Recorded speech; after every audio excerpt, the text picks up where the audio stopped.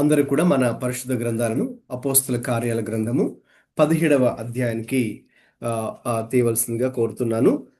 మరి ఈ అధ్యాయంలో నుంచి ఈ రోజున మనం చాలా ప్రాముఖ్యమైనటువంటి సంగతులను మనం నేర్చుకోబోతున్నాం.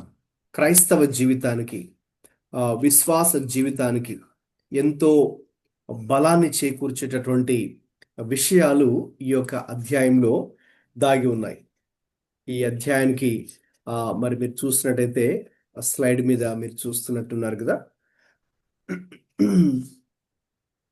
రైట్, ఒకసారి అందరు కూడా ఆ టైటిల్ చదువుతారండి. Hungry for the world. Yes, hungry for the world. Right. అపోస్తల కార్యాల గ్రంథంలో 17వ అధ్యాయం అంతటిలో కూడా మనము కనిపించేటటువంటి అనేక థీమ్స్, అంశాలలో ఇది చాలా ప్రాముఖ్యమైనటువంటి అంశము. హంగ్రీ ఫర్ ద వర్డ్, వాక్యము కొరకైనటువంటి ఆకలి, వాక్యము కొరకైనటువంటి ఆకలి. సో మరి ఈ అధ్యాయంలో దేవుని యొక్క వాక్యం విషయమై ఎవరెవరు ఏ రీతిగా స్పందించారో ఇక్కడ మనము చూడగలం.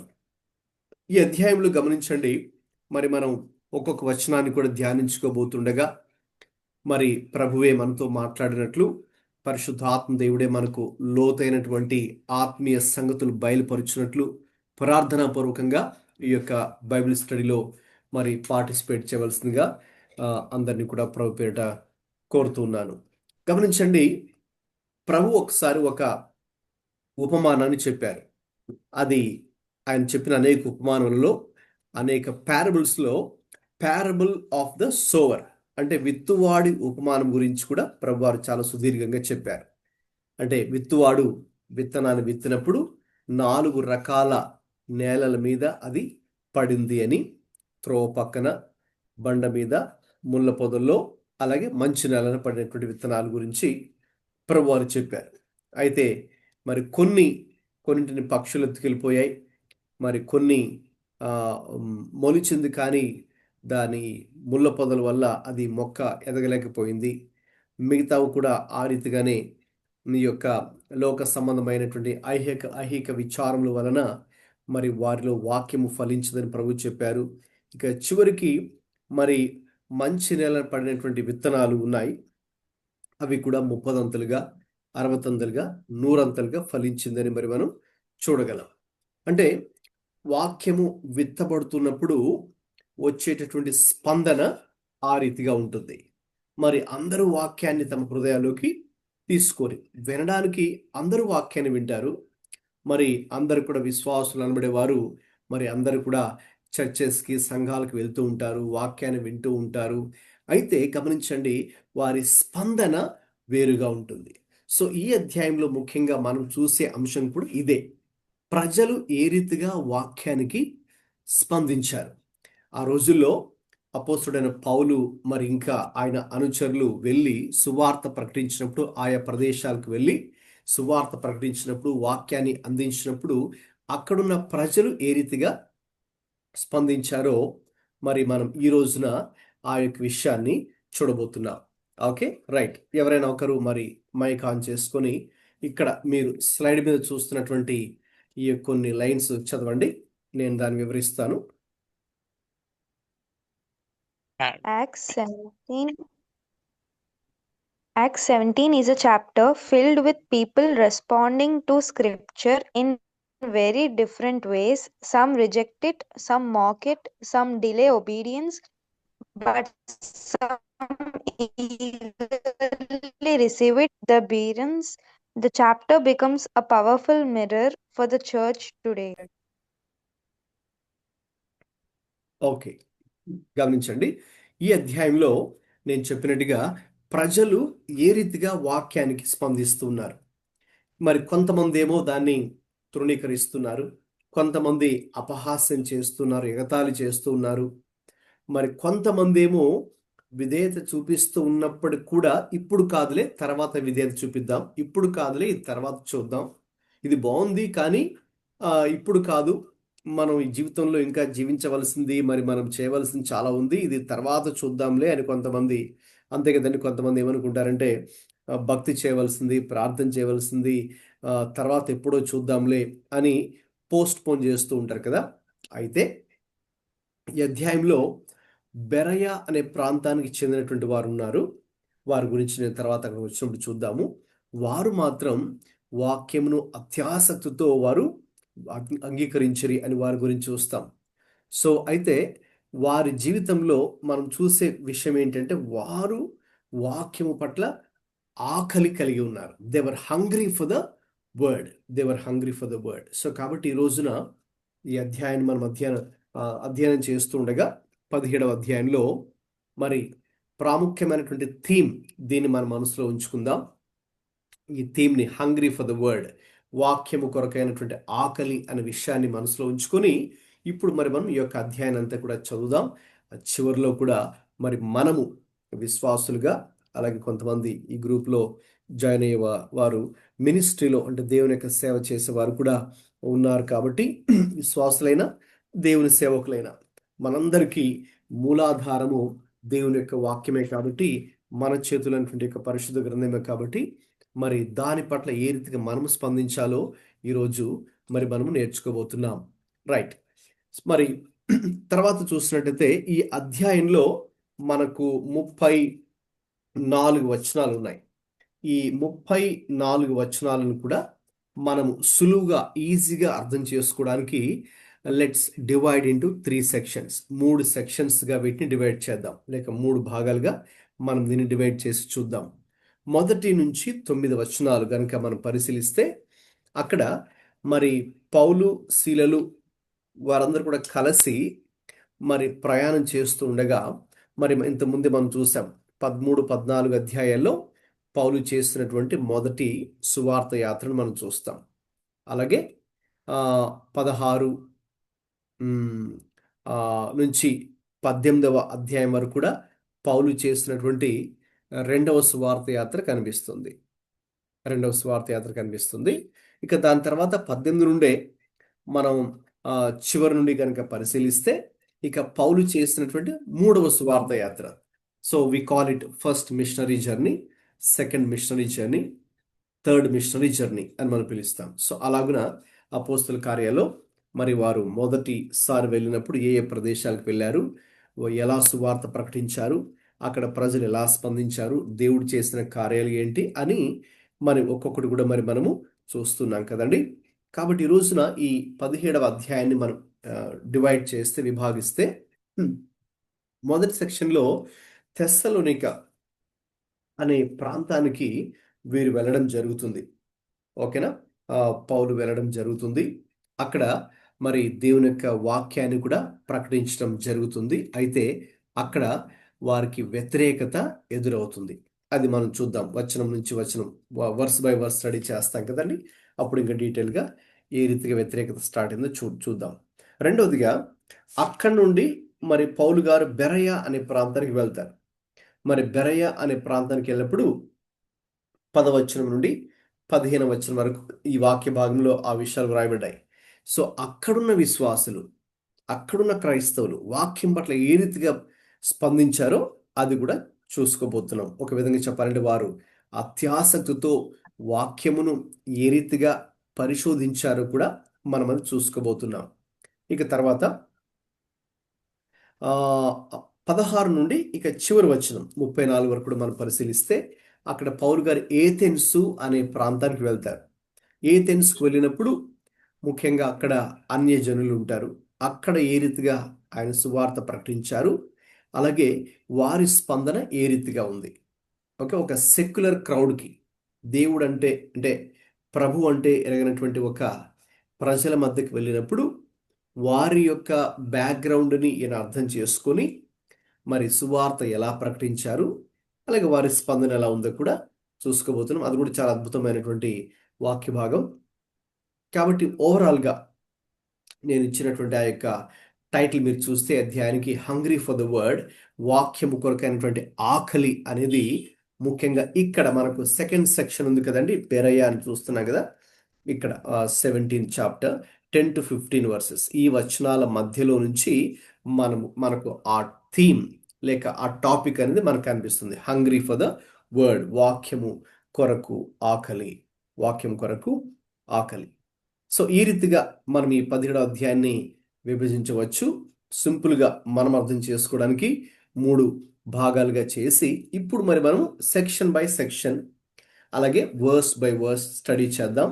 స్టడీ చేస్తున్నప్పుడు మరి ఇందులో ఉన్నటువంటి అనేక విషయాలు ఈరోజు మరి మనం నేర్చుకోబోతున్నాం. అలాగే మీరు ఇవన్నీ కూడా వింటున్నప్పుడు ఈ వచనాలు చదువుతుండగా కూడా జాగ్రత్తగా ఆలకించండి. ఒకవేళ మధ్యలో అంటే ఇది చదువుతుండగా ధ్యానం చేస్తుండగా దేవుడు మీతో మాట్లాడుతూ ఉన్నట్లయితే, లేక మీరు కొత్త విషయాలు నేర్చుకుంటూ ఉన్నట్లయితే, లేక ఏ పాయింట్ ద్వారా ఏ అంశం ద్వారా కూడా బ్లెస్ అవుతూ ఉంటే అవి రాసుకోండి. ఆ పాయింట్స్ మీ నోట్బుక్లో రాసుకోండి. అది ఫస్ట్ ఆఫ్ ఆల్ మీకు మీ యొక్క ఆత్మీయ ఎదుగుదలకు యూస్ఫుల్గా ఉంటుంది. అలాగే చివరిలో నేను కొంచెం టైం ఇస్తాను కాబట్టి షేరింగ్ టైం లేక డిస్కషన్ టైం అనొచ్చు. ఆ టైంలో మీరు పంచుకోవచ్చు మీ రిఫ్లెక్షన్స్. ఈరోజు ఈ అధ్యాయం ద్వారా మీరు ఏం నేర్చుకున్నారు, లేక దేవుడు ఏ విషయంలో మీరు మిమ్మల్ని బలపరిచారు. లేదు ఈ అధ్యాయాన్ని మనం స్టడీ చేస్తుండగా మీకేవైనా ప్రశ్నలు వచ్చినా కూడా నో ప్రాబ్లం, మీరు వాటిని రాసుకోవచ్చు. వాటిని మనం చివరిలో కూడా నేను వాటికి రెస్పాన్స్ ఇస్తాను. Right, okay. ఇప్పుడు మరి మనం మొదటి సెక్షన్లోకి వెళ్దామండి. అది మొదటి వచనం నుండి 9వ వచనం. కాబట్టి ఎవరైనా సరే మీరు మైక్ ఆన్ చేసుకొని మీ దగ్గర ఉన్న బైబిల్స్లో తెలుగు బైబిల్ అయినా పర్లేదు, ఇంగ్లీష్ బైబిల్ అయినా పర్లేదు, మొదటి 9 వచనాలు దయచేసి చదవండి. అపోస్తల కార్యంలో 17వ అధ్యాయం 1వ వచనం నుండి 9వ వచనం వరకు. వారు అంఫిపొలి, అపోల్లోనియా పట్టణముల మీదుగా వెళ్ళి తెస్సలోనికకు వచ్చిరి. అక్కడ యూదుల సమాజ మందిరం ఒకటి ఉండెను గనుక పౌలు తన వాడుకు చొప్పున సమాజపు వారి ఎదుకు వెళ్ళి క్రీస్తు శ్రమపడి మృతులలో నుండి లేచుట ఆవశ్యకమనియు, నేను మీకు ప్రచురము చేయు యేసే క్రీస్తై ఉన్నాడనియు లేఖనములలో నుండి దృష్టాంతములనెత్తి విప్పి చెప్పుచు వారితో 3 విశ్రాంతి దినములు తర్కించుచుండెను. వారిలో కొందరును భక్తిపరులు గ్రీసు దేశస్థులలో చాలా మంది ఘనత గల స్త్రీలలో అనేకులను ఒప్పుకొని పౌలుతోనూ శీలతోనూ కలుసుకొనిరి. అయితే యూదులు మత్సరపడి పనిపాటులు లేక తిరుగు కొందరు దుష్టులను వెంట పెట్టుకుని గుంపు కూర్చి పట్టణమెళ్ళ అల్లరి చేయుచు యాసోను ఇంటి మీద పడి వారిని జనుల సభ ఎదుటికి తీసుకుని వచ్చుటకు యత్నము చేసిరి. అయితే వారు కనబడనందున యాసోనును కొందరు సహోదరులను ఆ పట్టణపు అధికారుల యొద్దకు ఈడ్చుకొని పోయింది. భూలోకమును తలక్రిందులు చేసిన వీరు ఇక్కడికి కూడా వచ్చి ఉన్నారు. యాసోను వీరిని చేర్చుకుని ఉన్నాడు.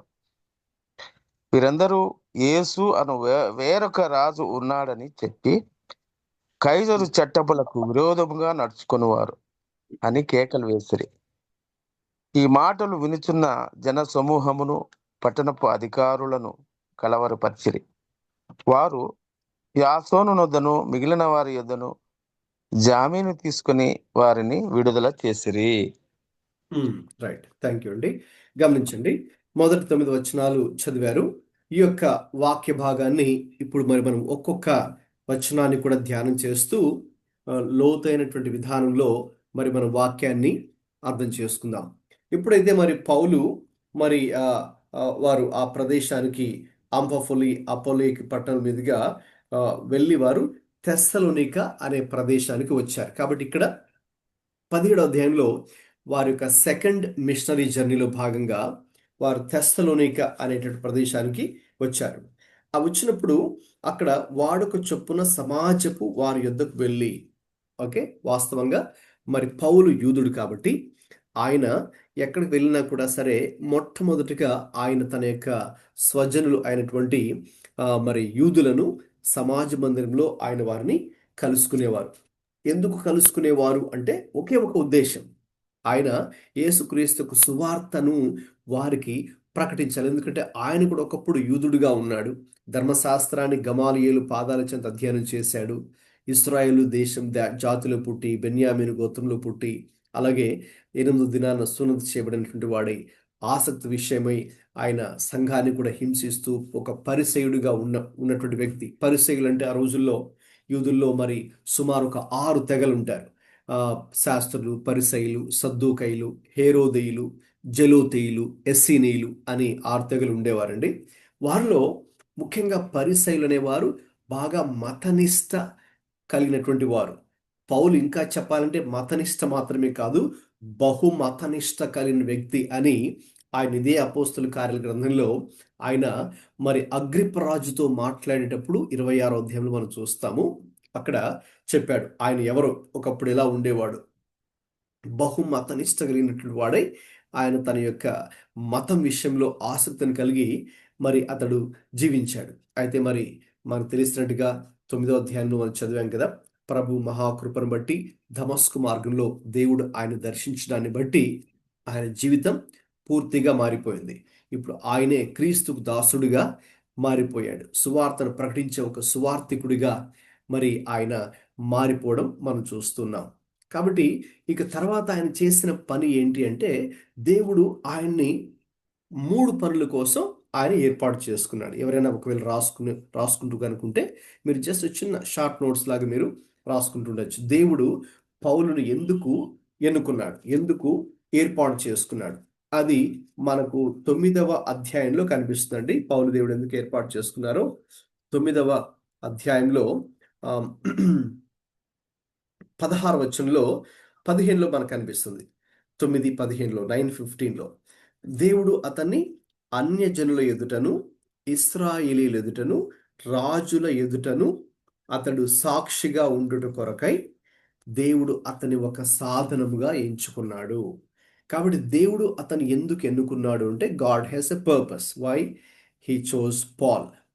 మరి దేవుడు అతను ఎందుకు ఎన్నుకున్నాడో ఒక ఉద్దేశం ఉంది. ఆ విషయానికి వస్తే ఈ గ్రూప్లో ఎవరైతే ఉన్నారో మనందరి పట్ల కూడా దేవుడు ఒక ఉద్దేశం కలిగి ఉన్నాడు. అందుకొరకే దేవుడు మనల్ని ఎన్నుకున్నాడు.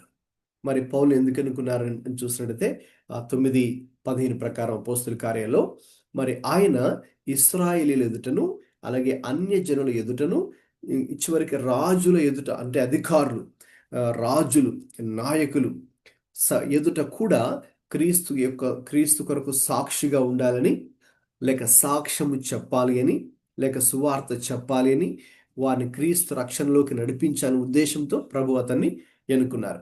కాబట్టి ఆయన ఎప్పుడు కూడా దాన్ని మర్చిపోలేదు. ఎప్పుడు కూడా దేవుడు ఆయనకి ఇచ్చినటువంటి ఆ యొక్క భారము లేక ఆ దర్శనం అని కూడా మనం పిలవచ్చు, లేక ఆ ఉద్దేశాన్ని ఆయన మర్చిపోకుండా అందులో కొనసాగిన వ్యక్తి. కాబట్టి ఆయన ఏం చేశారు, ఆయన చేసిన ఈ సువార్త దండయాత్రల్లో లేక మిషనరీ జర్నీస్ అని పిలుస్తాం కదా, వాటిలో మరి ఎక్కడికి వెళ్ళినా సరే ఆయన మొట్టమొదటిగా వాడుకు చొప్పున అలవాటు ప్రకారంగా ఆయన విశ్రాంతి దినమున సమాజ మందిరానికి వెళ్ళి అక్కడ ఉన్నటువంటి యూదులందరినీ కూడా కలుసుకుని మరి ఆయన ఏం చేసేవారు, ఇక్కడ మనం చూసినట్టయితే మనం చదువుకున్నటువంటి యొక్క అధ్యాయంలో 3వ వచనంలో మనం దాన్ని చూస్తాం. సో ఆయన ఏం చెప్తున్నారు, అక్కడికి వెళ్ళి సమాజ మందిరానికి వెళ్ళి క్రీస్తు శ్రమపడి మృతులలో నుండి లేచుట అగత్యమనియు నేను మీకు ప్రచురం చేయు యేసే క్రీస్తై ఉన్నాడనియు లేఖనములలో నుండి దృష్టాంతములనెత్తి విప్పి చెప్పుచు వారితో 3 విశ్రాంతి దినములు తర్కించుచుండెను అని చూస్తాం. ఇక్కడ మనం గమనించవలసినటువంటి ఆ యొక్క పదాలు యేసే క్రీస్తు అని, యేసే క్రీస్తు అని ఆయన చెబుతున్నారు. సాధారణంగా మనం బైబిల్లో చూసినప్పుడు యేసు క్రీస్తు అని చదువుతాం కదండి. సో మరి మనం అవి రెండు ఒకటే అనుకుంటాం, కానీ అవి రెండు ఒకటి కాదు, వేరు వేరు. సో మరి ఎవరైనా తెలిసిన వారు చెప్పండి, యేసు అనే పేరుకి క్రీస్తు అనే పేరుకి తేడా ఏంటి? యేసు రక్షకుడు, క్రీస్తు అభిషిక్తుడు. క్రీస్తు అభిషిక్తుడు. ఓకే, యేసు అనే మాటకు అర్థం రక్షకుడు, క్రీస్తు అనే మాటకు అభిషిక్తుడు లేక రాజు లేక పరిపాలకుడు, లేకపోతే మెస్సయ్య. మెస్సయ్య అనేది యాక్చువల్గా హీబ్రూ పదము. ఓకే, తర్వాత యేసు క్రీస్తు వాస్తవంగా okay that is the literal meaning, అక్షరాల దానికి అర్థం. ఓకే. అయితే యేసు అనే పదం దేన్ని సూచిస్తుంది? క్రీస్తు అనే పదం దేన్ని సూచిస్తుంది? ఎవరైనా చెప్పాలనుకుంటే చెప్పొచ్చు. యేసు అనే ఆ రక్షకుడు అది లిటరల్ మీనింగ్. అయితే అది దేన్ని సూచిస్తుంది? క్రీస్తు అనేది దేన్ని సూచిస్తుంది? యేసు అంటే పేరు, క్రీస్తు అంటే బిరుదు. యేసు అనేది పేరు, క్రీస్తు అనేది బిరుదు. అది క్రీస్తు అనేది పేరు కాదు, బిరుదు. అందుకే ఆయన పుట్టినప్పుడు ఆయనకి యేసు అని పేరు పెట్టారు, క్రీస్తు పెట్టలేదు. ఎందుకంటే క్రీస్తు పేరు కాదు, ఇట్స్ అ టైటిల్. అది ఒక బిరుదు. Okay, right. ఇప్పుడు ఇంకొక ప్రాముఖ్యమైన విషయం ఉంది, అది ఎవరు చెప్తారో చూద్దాం. ఒకవేళ తెలిసిన వాళ్ళు ట్రై చేయొచ్చు, అదర్వైజ్ నో ప్రాబ్లం. యేసు అనే పేరు దేనిని సూచిస్తుంది? క్రీస్తు అన్నది దేన్ని సూచిస్తుంది?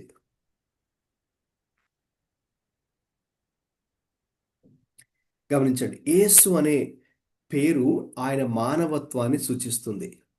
మానవత్వం, హిస్ హ్యుమానిటీ లేక హిస్టారిసిటీ, ఆయన చారిత్రాత్మకతను, మానవత్వాన్ని, అంటే ఈ లోకంలోకి ఒక వ్యక్తి దిగి వచ్చాడు అక్షరాల. ఆయనది కల్పిత పురుషుడు కాదు. ఓకే, వాస్తవంగా ఈ చరిత్రలోకి, ఈ యొక్క కాలంలోకి ఒక వ్యక్తి దిగి వచ్చాడు అని చెప్పడానికి ఆయన మానవత్వాన్ని సూచించడానికి యేసు అనే పేరు. క్రీస్తు అనేది దేన్ని సూచిస్తుంది? ఓకే, ఆయన యొక్క దైవత్వాన్ని సూచిస్తుంది, డివినిటీ. ద వర్డ్ లేక the title Christ talks about divinity. Yesu Kristu అంటున్న, క్రీస్తు అంటున్నాం కదా, అది దైవత్వాన్ని సూచిస్తుంది. కాబట్టి ఇప్పుడు అది పేరు, ఇది టైటిల్. కాబట్టి యేసు క్రీస్తు అన్నప్పుడు ఈ చరిత్రలోకి మనిషిగా దిగి వచ్చినటువంటి ఆ యేసే ఎవరో కాదు, ఆయనే క్రీస్తు. అంటే ఆయనే రక్షకుడు, ఆయనే దేవుడు, ఆయనే అభిషిక్తుడు, ఆయనే రాజు, ఆయనే పరిపాలకుడు. లేకపోతే యూదుల భాషలో మరి ఆయన దేవుని కుమారుడు అన్నప్పుడు ఇక ఆయనే సాక్షాత్తు దేవుడై ఉన్నాడు. కాబట్టి ఆ యేసే దేవుడై ఉన్నాడు. కాబట్టి అయితే యూదులు ఆ రోజులో అది నమ్మలేదు. యేసును యేసుగా చూశారు కానీ క్రీస్తుగా చూడలేదు.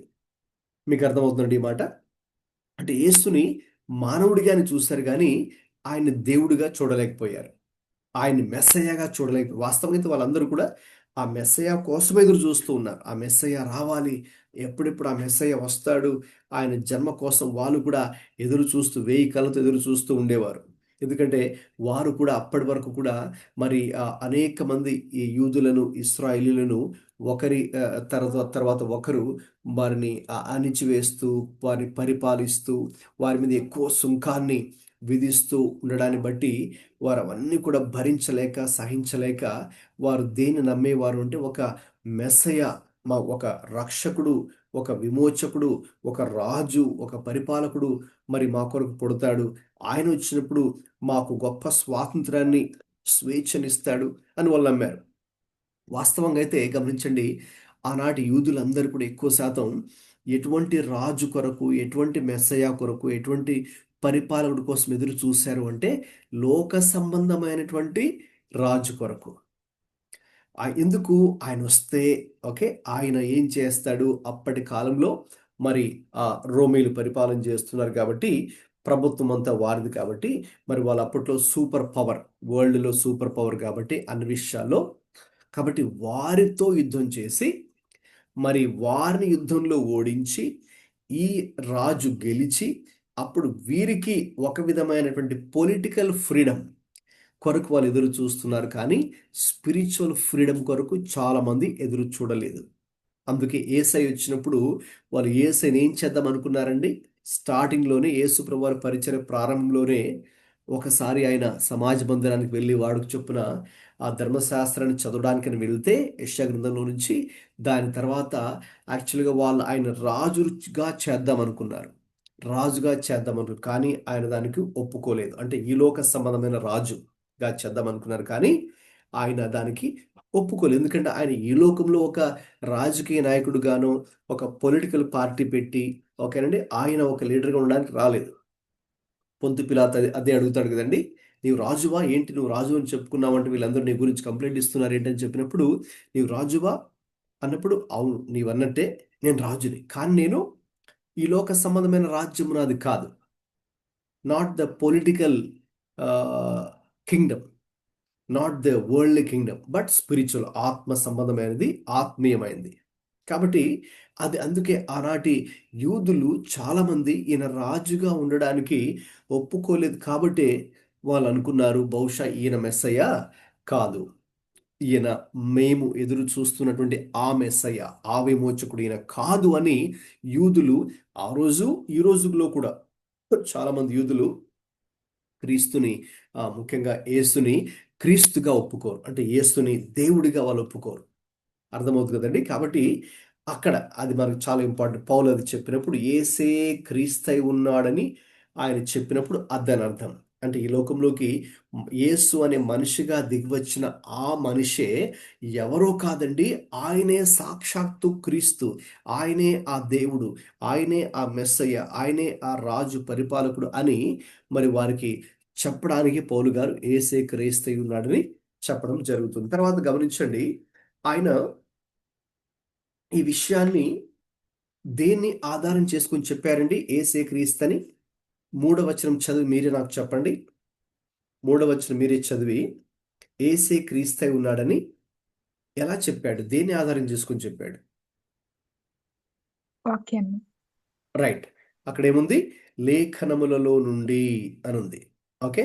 వాక్యాన్ని ఆధారం చేసుకొని ఆయన చెప్పాడు. అంటే ఆయన సొంతంగా అయితే కాదు. ఆయన సొంత తెలివి మీద ఆధారపడి ఆయనకున్నటువంటి ఓకేనండి విషయాలను చెప్పలేదు. ఓకే. సో ఎందుకు లేఖనాలలో నుండి ఆయన యేసే క్రీస్తై ఉన్నాడని చెప్పాడు. ఆ రోజుల్లో వాస్తవంగా మరి ఆయన ధర్మశాస్త్రాన్ని తెలుసు. ఒకప్పుడు క్రీస్తుని ఎరగక మునుపు, లేక దమస్కు మార్గంలో క్రీస్తు చేత ఆయన దర్శనం చూడక ముందు, లేక దేవుని స్వరం వినడానికంటే ముందు, రక్షణ పొందక మునుపు ధర్మశాస్త్రాన్ని చదివాడు. ఆయన చెప్పాడు, ధర్మశాస్త్రం విషయంలో నేను అనింద్యుడును అన్నాడు. కానీ ఏం జరిగింది అంటే, ఆయన అది చదివాడు కానీ దాని విషయంలో దాన్ని ఆయన గ్రహించలేకపోయాడు. దాని యొక్క అర్థాన్ని అతడు కనుగొనలేకపోయాడు. అర్థాన్ని తెలుసుకోలేకపోయాడు. అయితే ఎప్పుడు దేవుడు అతని కన్నులు తెరిచాడో, దేవుడు అతన్ని దర్శించాడు దమస్కు మార్గంలో, అప్పుడు ఆయనకి ధర్మశాస్త్రం కూడా నిజంగా అర్థమైంది. దాన్ని బట్టి చూస్తే గమనించండి, మనకు కూడా దేవుని వాక్యం అర్థం అవ్వాలి అంటే, ఇందులో ఉన్నటువంటి వాక్య ప్రత్యక్షతలు మనం కూడా గ్రహించాలి అంటే, ఇందులో ఉన్న లోతైనటువంటి సత్యాలు మనం కూడా గ్రహించాలంటే, ఇది మన సొంత తెలివి వల్ల ఇది కాదు. దేవుడు దర్శించినప్పుడు అప్పుడు మన యొక్క ఆత్మీయ నేత్రాలు కూడా వెలిగించబడతాయి. అప్పుడు మనం కూడా ఇందులో ఉన్నటువంటి నిజమైన సత్యాన్ని గ్రహించగలుగుతాం. కాబట్టి పౌలు జీవితంలో కూడా అలాగే జరిగింది. సో కాబట్టి మరి అతడు దాని యొక్క అనుభవాన్ని ఆధారం చేసుకొని ఇక ఇతరులు కూడా తన స్వజనులు, ఇశ్రాయేలీలు, యూదులు, ఇంకా ఆ యూదా మతపు ఆచారాలు పాటించే వారి యొద్దకు ఆయన వెళ్ళి మరి వారికి ఏం చేసేవారు? యేసే క్రీస్తై ఉన్నాడని 3వ వచనంలో మనం ఉన్నాం ఇప్పుడు కదండి. లేఖనములలో నుండి దృష్టాంతములనెత్తి విప్పి చెప్పుచు. ఓకే. అక్కడ జస్ట్ మనం ఒక నిమిషం ఆగాలి. దృష్టాంతములను ఎత్తి విప్పి చెప్పుచు. సో ఆయన ఏం చేస్తూ ఉన్నాడు ఇక్కడ చూస్తే, Paul was following one pattern. ఆయన ఒక పద్ధతిని అనుసరిస్తున్నాడు. ఆయన ఏది మాట్లాడినా ఆయన తన సొంతంగా మాట్లాడాడు. ఆయన లేఖనాల నుంచే మాట్లాడతాడు. He reasoned everything from the scriptures. తర్వాత లేఖనాలను ఆయన కేవలము ఎత్తి ఎత్తి చెప్పడం మాత్రమే కాదు. What did he do? మీరు అక్కడ స్లైడ్ మీద చూస్తున్నారుగా, ఇది చదవండి. పాల్ ఫాలో, ఇది ఎవరైనా చదవండి, సెకండ్ లైన్ నుంచి చదవండి.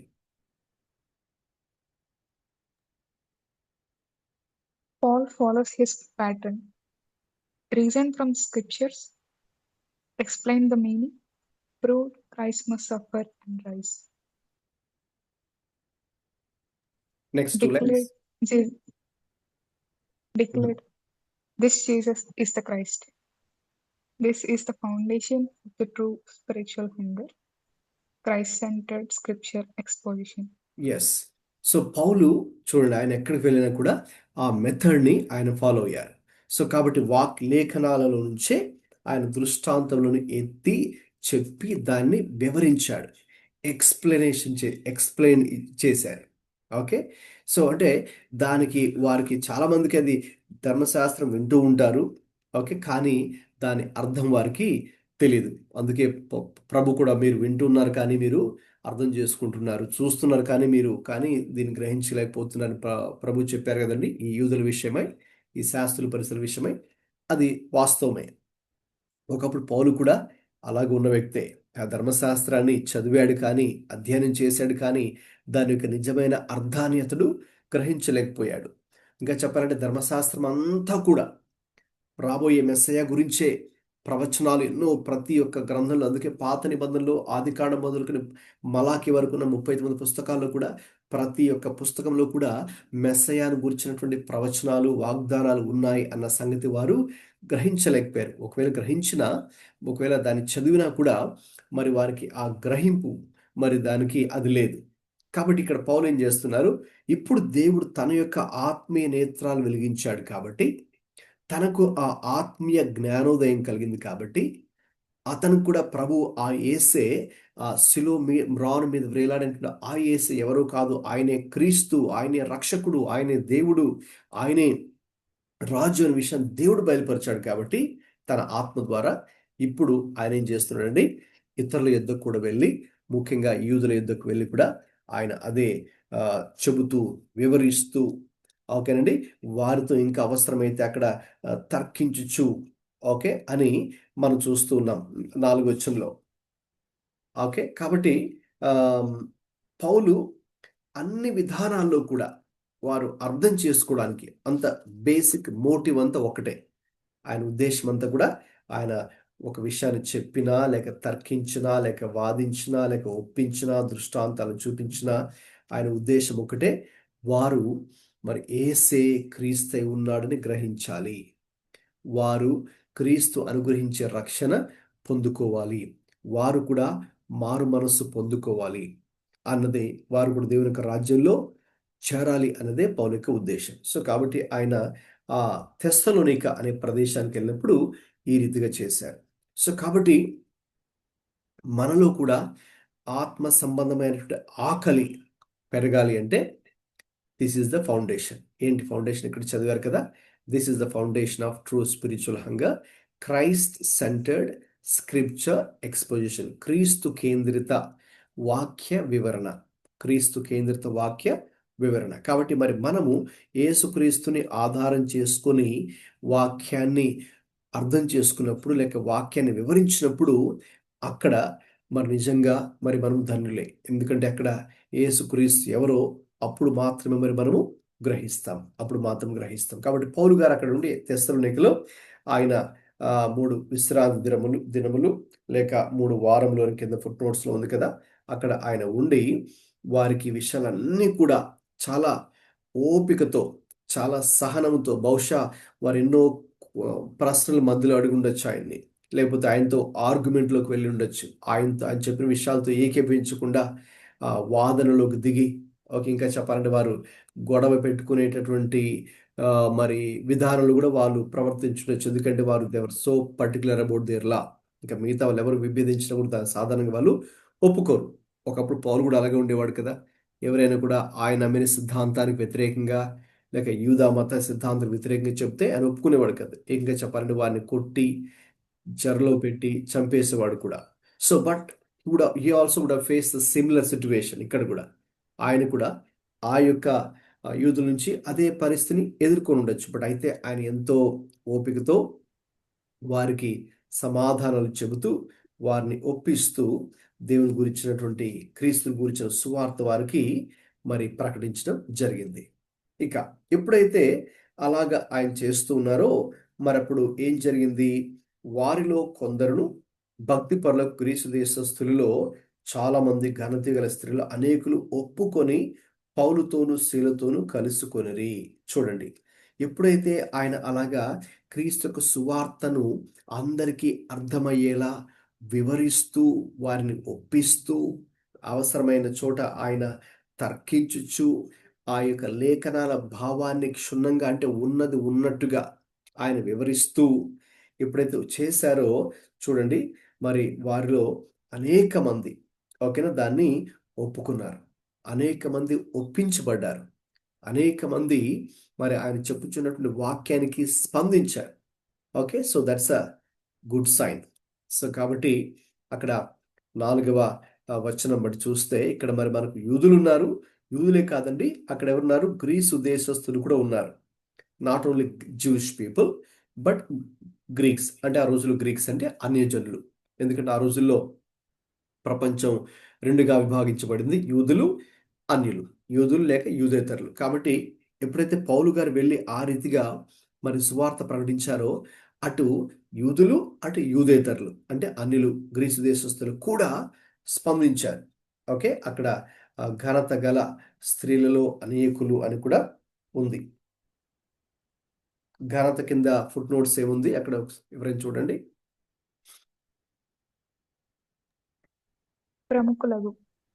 ప్రముఖులకు వారు కూడా అయినటువంటి స్త్రీలలో కూడా అనేక మంది పౌలు చెప్పినటువంటి వాక్యాన్ని విని అంగీకరించి ఒప్పించబడి ఓకేనా ఉన్నటువంటి వారు కూడా చాలా మంది ఉన్నారని అక్కడ చూస్తున్నాం. ఓకే, సో అంత మట్టుకు అది గుడ్ న్యూస్. ఓకే, ఎందుకంటే వీరంతా కూడా they believed in the lord. అయితే 5వ వచనంలో మనం ఏం చూస్తాము, అయితే యూదులు మత్సరపడి పని పాట లేక తిరుగు కొందరు దుష్టులను వెంటబెట్టుకొని గుంపు కూర్చి పట్టణమెల్లా అల్లరి చేయుచున్న యాసోను ఇంటి మీద అల్లరి చేయుచు యాసోను ఇంటి మీద పడి వారిని జనుల సభ ఎదుటికి తీసుకుని వచ్చుటకు యత్నము చేసిరి. కాబట్టి ఇక్కడ కొందరైతే మరి దేవుని యొక్క సువార్తను అడ్డుకునేవారు ఉన్నారు.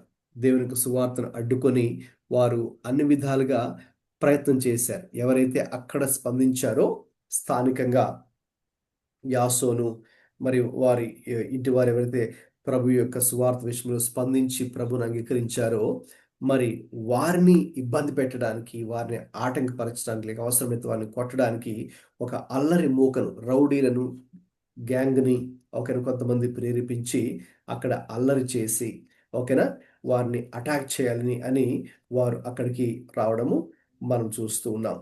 చూడండి, ఎప్పుడైతే వాళ్ళందరూ కూడా వచ్చి ఇలాగా అటాక్ చేయాలని చూస్తూ ఉన్నారో, లేక పౌలు చెప్తున్నటువంటి యొక్క దేవుని పనిని అడ్డుకోవాలని ప్రయత్నించారో, వాళ్ళు ఇప్పుడు చూడండి, ఎవరైనా కూడా ఏదో ఒక ఎక్స్క్యూజ్, ఒక బ్లేమ్, ఇతని మీదనే బ్లేమ్ వేయాలి కదా, ఏదో ఒక నింద మోపాలి. కాబట్టి ఒక నింద వీళ్ళు కనుక్కున్నారు. ఏంటంటే ఆ నింద, వాళ్ళందరూ వచ్చి చూడండి, భూలోకమును తలక్రిందులు చేసిన వీరు ఇక్కడికి కూడా వచ్చి ఉన్నారు, యాసోను వీరిని చేర్చుకుని ఉన్నాడు. అంటే వారి ఉద్దేశంలో నెగిటివ్గా మాట్లాడుతున్నారు.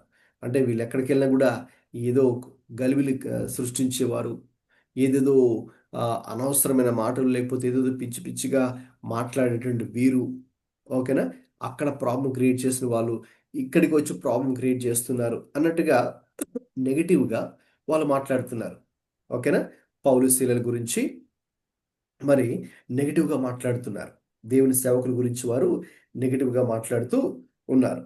మాట్లాడుతూ ఇంకేం చెప్తున్నారు, ఇంకా ఎలా నెగిటివ్గా చెప్తున్నారు, వీరందరూ యేసు అనే వేరొక రాజు ఉన్నాడని చెప్పి కైసరు చట్టమునకు విరోధముగా నడుచుకుని వారు అని కేకలు వేస్తూ ఉన్నారు. అంటే ఏదో ఒక రీతిగా వారి మీద ఒక బ్లేమ్, ఒక నింద మోపాలి. కాబట్టి జనాలు కూడా రెచ్చగొట్టే రీతిలో మాట్లాడుతూ ఇలా చెప్తున్నారు. వాస్తవంగా అయితే ఎప్పుడు కూడా పౌలు తన సందేశంలో మరి ఆయన ఏ రీతిగా కూడా ఎవరిని కూడా కించపరచడం కానీ, వారి మతాన్ని కూడా దూషించడమో లేక ద్వేషించే రీతిలో మాట్లాడడమో, కించపరిచే రీతిలో తక్కువ చేసి మాట్లాడడమో చేయలేదు.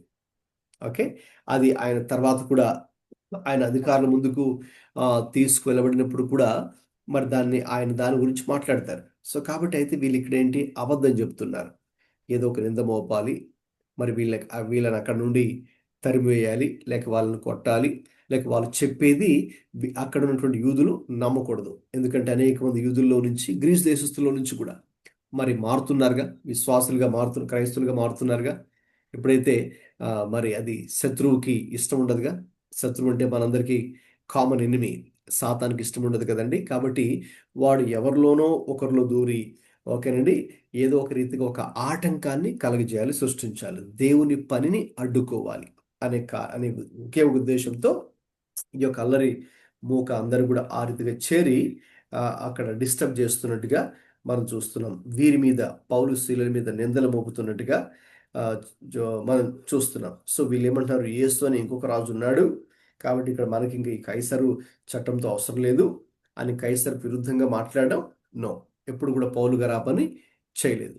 సో అయితే ఎప్పుడు కూడా శత్రువు ఏం చేస్తాడంటే, మరి వాడు అటాక్ చేసేటప్పుడు ఏదో ఒక నిందను మోపుతాడు కాబట్టి అటువంటి ఒక నిందని, ఒక ఫాల్స్ అలిగేషన్ని, తప్పుడు నిందను పౌలు శీలల మీద మోపుతూ ఆ రీతిగా మాట్లాడుతూ ఉన్నారు. మాట్లాడుతూ ఇంకా వాళ్ళకు ఉన్నట్టు వారందరినీ కూడా కలవర పెడుతూ ఉన్నారు. సో అయితే అటువంటి పరిస్థితుల్లో ఓకేనా, మరి పౌలు గారు మరి అక్కడి నుంచి వేరే ప్రాంతానికి వెళ్ళిపోవడం జరుగుతుంది. సో ఎనివే, ఇది ఈ మొదటి సెక్షన్లో మొదటి 9 వచనాలు కూడా మరి మనం చూసినప్పుడు మరి ప్రారంభంలో మనం చూస్తాం. Okay, there are 2 types of responses. దేవుని యొక్క వాక్యము, సువార్త తెస్సలోనిక అనే ప్రదేశంలో ప్రకటించబడినప్పుడు మరి యూదులు అలాగే గ్రీసు దేశస్థులు, ప్రముఖమైనటువంటి మరి స్త్రీలు అని కూడా ఉంది. ఓకే, సో అందరూ కూడా they responded well to the gospel. Paulu ప్రకటించినటువంటి సువార్తకు మరి ఖచ్చితంగా ఫలితం అనేది అక్కడ దక్కింది. అయితే మనం చూస్తాం ప్రజల్లో నుంచి మిక్స్డ్ రెస్పాన్స్ కూడా ఎప్పుడు కూడా ఉంటుంది. సో అక్కడ కూడా కొంతమంది అసూయను కలిగినటువంటి వారు ఏ రీతిగా ఇబ్బంది పెడుతున్నారో అక్కడ మరి మనము చూస్తాం. సో 2 రెస్పాన్సెస్, 2 రకాల స్పందనలను ఇక్కడ మరి మనము చూడగలం. అయితే పౌలు మాత్రం చాలా ధైర్యంతో ఆయన మాత్రం దేవుని యొక్క వాక్యానికి లోబడి ఆ వాక్యం మీదే ఆయన దృష్టి పెడుతూ, సువార్త మీద ఆయన దృష్టి సారిస్తూ, మరి ఆయనకి ఎక్కడ అవకాశం దొరికితే అక్కడ, ఎవరికి మరి సువార్త ప్రకటించడానికి అవకాశం ఇస్తే అక్కడ, ఎక్కడ దేవుడి ద్వారాలు తెరిస్తే అక్కడ ఆయన నమ్మకంగా దేవుని యొక్క పని జరిగించారు. కాబట్టి ఈ సెక్షన్ నుంచి మనం కూడా అదే నేర్చుకుంటాం. మనం ఎప్పుడు కూడా దేవుని యొక్క మాటలనే ఇతరులకి తెలియచేయాలి. దేవుని యొక్క వాక్యాన్ని ఆయన ఎలా చెప్పారంటే, ఆయన లేఖనములలో నుండి దృష్టాంతములను ఎత్తి చెప్పి మరి వారిని దేవుని వైపుకి నడిపించారు. మన దృష్టి కూడా అలాగే ఉండాలి. మనకి ఎప్పుడు దేవుడు అవకాశం ఇస్తే, ఎక్కడ అవకాశం ఇస్తే, ఎవరికి సువార్త చెప్పడానికి అవకాశం ఇస్తే అక్కడ మరి దేవుని యొక్క లేఖనములలో నుండి, ఆయన వాక్యంలో నుండి ఈ యొక్క సువార్తను మనం ఇతరులకి చెప్పగలిగితే, వాక్యాన్ని, దేవుని యొక్క లేఖనాలలో ఉన్నటువంటి విషయాలను, దేవుని వాక్యాన్ని మనం చెప్పినప్పుడు అక్కడ గొప్ప శక్తి. ఎందుకంటే మనలో శక్తి లేదు, కానీ దేవుని యొక్క వాక్యంలో, దేవుని వాక్యానికి ఆ శక్తి ఉంది. అందుకే కదా హెబ్రీ 4:12 ప్రకారం మనం చూస్తే దేవుని వాక్యానికి ఎంత శక్తి ఉందో మనకు అనిపిస్తుంది. ఎవరైనా చెప్పగలరా ఏముందో అక్కడ? హెబ్రీ 4:12.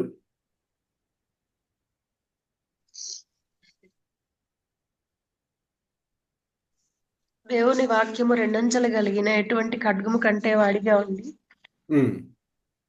ప్రాణాత్మ మూలుగను కీళ్లను విభజించినంత మట్టుకు దూరును.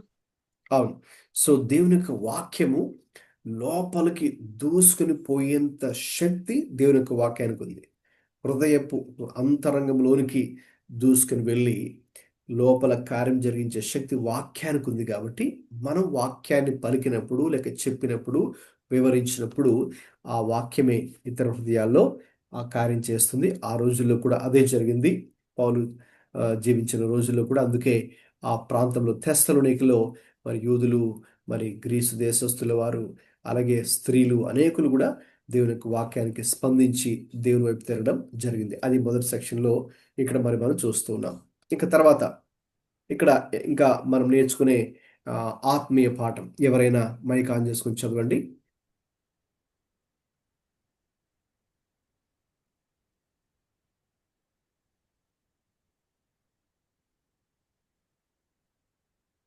ఇది చదవండి, ఎవరైనా మైక్ ఆన్ చేసి. Spiritual lesson.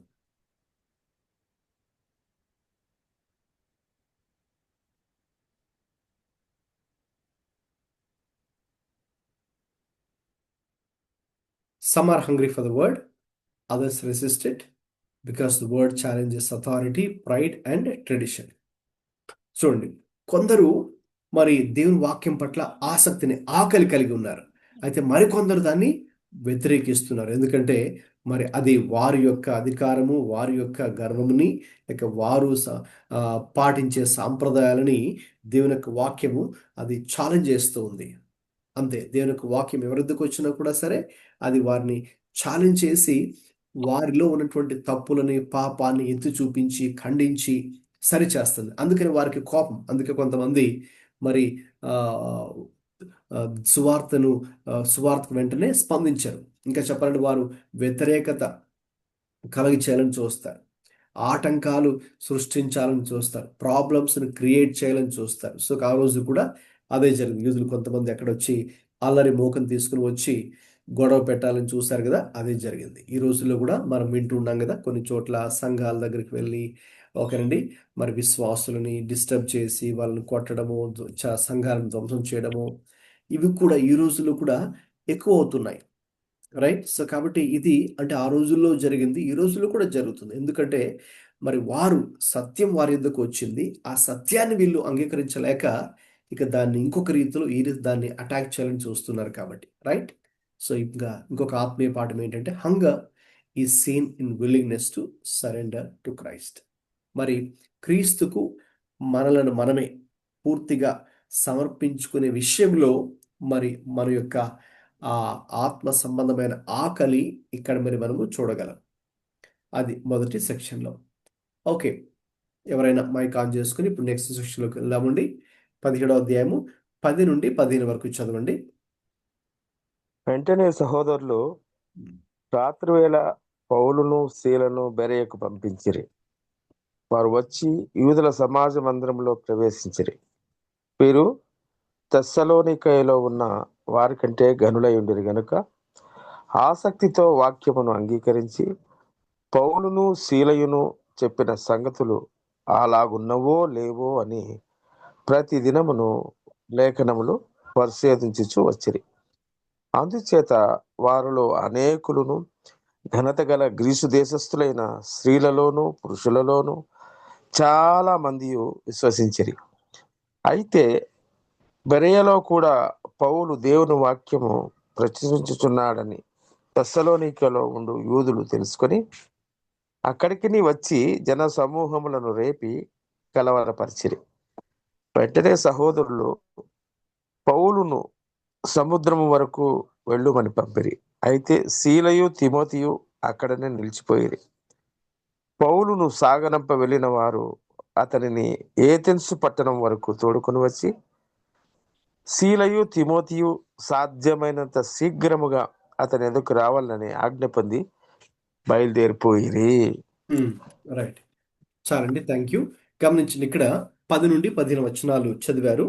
ఈ వాక్య భాగంలో మరి పౌలు గారు అక్కడ నుండి తెస్సలోనిక ప్రాంతం నుంచి బెరయ అనే ప్రాంతానికి వెళ్ళడం జరుగుతుంది. ఒక విధంగా చెప్పాలంటే అక్కడ తెస్సలోనికలో ఒక పెద్ద అల్లరి మూక మరి వారిని అడ్డుకోవాలని, వారి మీద దాడి చేయాలని మరి చూస్తూ ఉండగా, ప్రయత్నం చేస్తుండగా అక్కడ స్థానికంగా ఉన్నటువంటి సహోదరులు ఎవరైతే మరి క్రీస్తు యందు విశ్వాసం ఉంచారో, మరి పౌలు చెప్పినటువంటి వాక్యాన్ని అంగీకరించి సువార్తను అంగీకరించారో, మరి వారు కొన్ని విషయాలు గ్రహించి స్థానికంగా వారి కొన్ని విషయాలు తెలుస్తాయి కాబట్టి మరి ఏ రీతిగా పౌలు శీల మీద వీళ్ళు కుట్ర పన్నుతున్నారు, మరి వారి మీద ఏ రీతిగా దాడి చేయాలని ప్రయత్నం చేస్తున్నారో అది తెలిసినప్పుడు వెంటనే మరి వాళ్ళు ఏం చేశారు, రాత్రి వేళనే మరి పౌలుని శీలను అక్కడి నుండి బెరయాకు పంపించి వేయడం జరిగింది. ఎందుకంటే అది ఒక ప్రమాదకరమైన స్థితిలోకి మారిపోతూ ఉంది. వారు ఇక వాళ్ళు ఏం చేస్తారు మరి వారికే తెలియనటువంటి స్థితిలోకి వారు వెళ్ళిపోయారు కాబట్టి అక్కడ వీళ్ళు ఉండడం క్షేమం కాదని భావించి సహోదరులు పౌలు శీలను అక్కడి నుంచి బెరయ అనే ప్రాంతానికి పంపించడం జరిగింది. మరి ఆ బెరయాలో ఉన్నప్పుడు మరి అక్కడే ఏం జరిగింది, వారు వచ్చి ఆ యూదుల సమాజ మందిరంలో ప్రవేశించారు. పౌలు శీలలు ప్రవేశించి అక్కడ కూడా వారు ఇంకా ఎలాగైతే తెస్సలోనికలోకి వెళ్ళి యూదుల్ని కలుసుకుని సమాజ మందిరానికి వెళ్ళి లేఖనాలను దృష్టాంతంను ఆధారం చేసుకొని ఏసే క్రీస్తై ఉన్నాడని చెబుతూ వారితో మరి యేసు క్రీస్తుని గురించిన విషయాలన్నీ వివరిస్తూ వచ్చారో, సేమ్ ఇక్కడ బెరయాలో కూడా అలాగే జరిగింది. బెరయాలో కూడా వారు అలాగే చెప్తూ ఉన్నారు. ఎప్పుడైతే అలాగే బెరయాలో దేవుని యొక్క వాక్యాన్ని వాళ్ళు చెప్పారో, అక్కడ 11వ వచనం చూస్తాం కదండి. వీరు తెస్సలోనికలో ఉన్న వారి కంటే ఘనులై ఉండిరి అని ఉంది. ఘనులై ఉండిరి అంటే తెస్సలోనికలో ఉన్నటువంటి వారి కంటే కూడా స్పందించే విషయంలో వీరు ఘనులుగా ఉన్నారు. అంతే, ఘనులై ఉన్నారంటే అక్కడ వాళ్ళు ఏదో గొప్పగా ఆస్తి కలిగినట్టు వారు, బాగా డబ్బు కలిగినటువంటి వాళ్ళని కాదు అర్థం. సో వాక్యాన్ని పరిశోధించే విషయంలో, లేక వాక్యానికి స్పందించే విషయంలో వారు ఘనులుగా లేక గొప్పవారుగా ఉన్నారని అర్థం. ఓకే, వారు మరి గమనించండి, వారి గురించి మరి మనం చూస్తే 3 సంగతులు ఇక్కడ మరి మనకి కనిపిస్తాయి వారి గురించి. సో వారు ఏం చేస్తున్నారంటే ఆసక్తితో వాక్యమును అంగీకరించి, ఆసక్తి, ఈగర్ రిసెప్షన్ అని మనం పిలుస్తాం. అంటే ఈ యొక్క ఆసక్తి అనే దానికి గనక మనం మూల భాషలో అంటే గ్రీక్ భాషలో, అంటే పాత నిబంధన హెబ్రీ భాషలోను, క్రొత్త నిబంధన గ్రీక్ భాషలో రాశారు కదండి. కాబట్టి అది మూల భాష. ఆ మూల భాషలోకి వెళ్ళి కనుక మనం చూస్తే ఆ ఆసక్తి అనే పదానికి అనాక్రినో అనే ఒక గ్రీక్ పదము వాడడం జరిగింది. అనాక్రినో, సారీ, ప్రొథిమోస్, ప్రొథీమియా అనే పదం వాడారు. సో ఆ ప్రొథీమియా అనే దానికి అర్థం ఏంటంటే, ప్రో అంటే ముందుగా, థైమోస్ అంటే సిద్ధపాటు అని అర్థం. సో ఇప్పుడు ఆ 2 పదాలు కలిపితే ప్రొథీమియా, 2 కూడా కలిపితే వారు ఏ రీతిగా ఉన్నారు అంటే, పౌలు శీలలు వారు ఆ ప్రాంతానికి వెళ్ళక ముందే వీరు అక్కడ ఉన్నటువంటి వారు ముందుగానే తమ యొక్క హృదయాలు సిద్ధపరుచుకొని దేవుని వాక్యము పట్ల ఆసక్తితో, అందరూ కూడా ఒక ఆసక్తితో, ఒక ఎదురు చూపుతో ఉన్నటువంటి వారు తమ హృదయాలను సిద్ధపరుచుకొని వాక్యము పట్ల ఎంతో ఆసక్తితో, ప్రేమతో తమ హృదయాలు సిద్ధపరుచుకొని మరి వాళ్ళు ఉన్నటువంటి వారు. So they're receive the word with all readiness. Okay, కాబట్టి ఇక్కడ వీళ్ళేమి వ్యతిరేకంగా లేరు. దేవర్ ఇన్ఫ్యాక్ట్ చెప్పాలంటే they're open to the word of God. చెప్పాలంటే వారు ఇంకా ఎలాగంటే ఆ వాక్యం ఏం చెప్తే ఇంక మేము అది విశ్వసిస్తాం, అలా చేస్తాం. అది మాకు వ్యతిరేకం, అది మా వ్యక్తిగత సిద్ధాంతాలకు వ్యతిరేకమైన పర్వాలేదు, మేము వాటిని అర్థం చేసుకుంటాం, మార్చుకుంటాం, మార్పులు చేర్పులు చేసుకుంటాం, అయితే వాక్యం ఏం చెప్తే అలా చేస్తాం అని ఒక ఓపెన్ మైండ్తో ఉన్నటువంటి వారు. అది చాలా మంచి విషయం. ఓకే, సో కాబట్టి అది ఒక పాజిటివ్ థింగ్ అని చూడొచ్చు. ఎందుకంటే ఇక్కడ వీళ్ళు స్పిరిచువల్ హంగర్, ఇప్పుడు ఆత్మీయ వీళ్ళ గురించి మనం చెప్పారు కదండి, ఆ టైటిల్ ఇవ్వడం జరిగింది, హంగ్రీ ఫర్ ద వర్డ్ అని. ఎవరి గురించి చెప్పుకున్నామంటే వీరి గురించే. సో ఎవరు హంగ్రీ పీపుల్ అని చూస్తే, these people, Bereans are the hungry people for God and for God's word.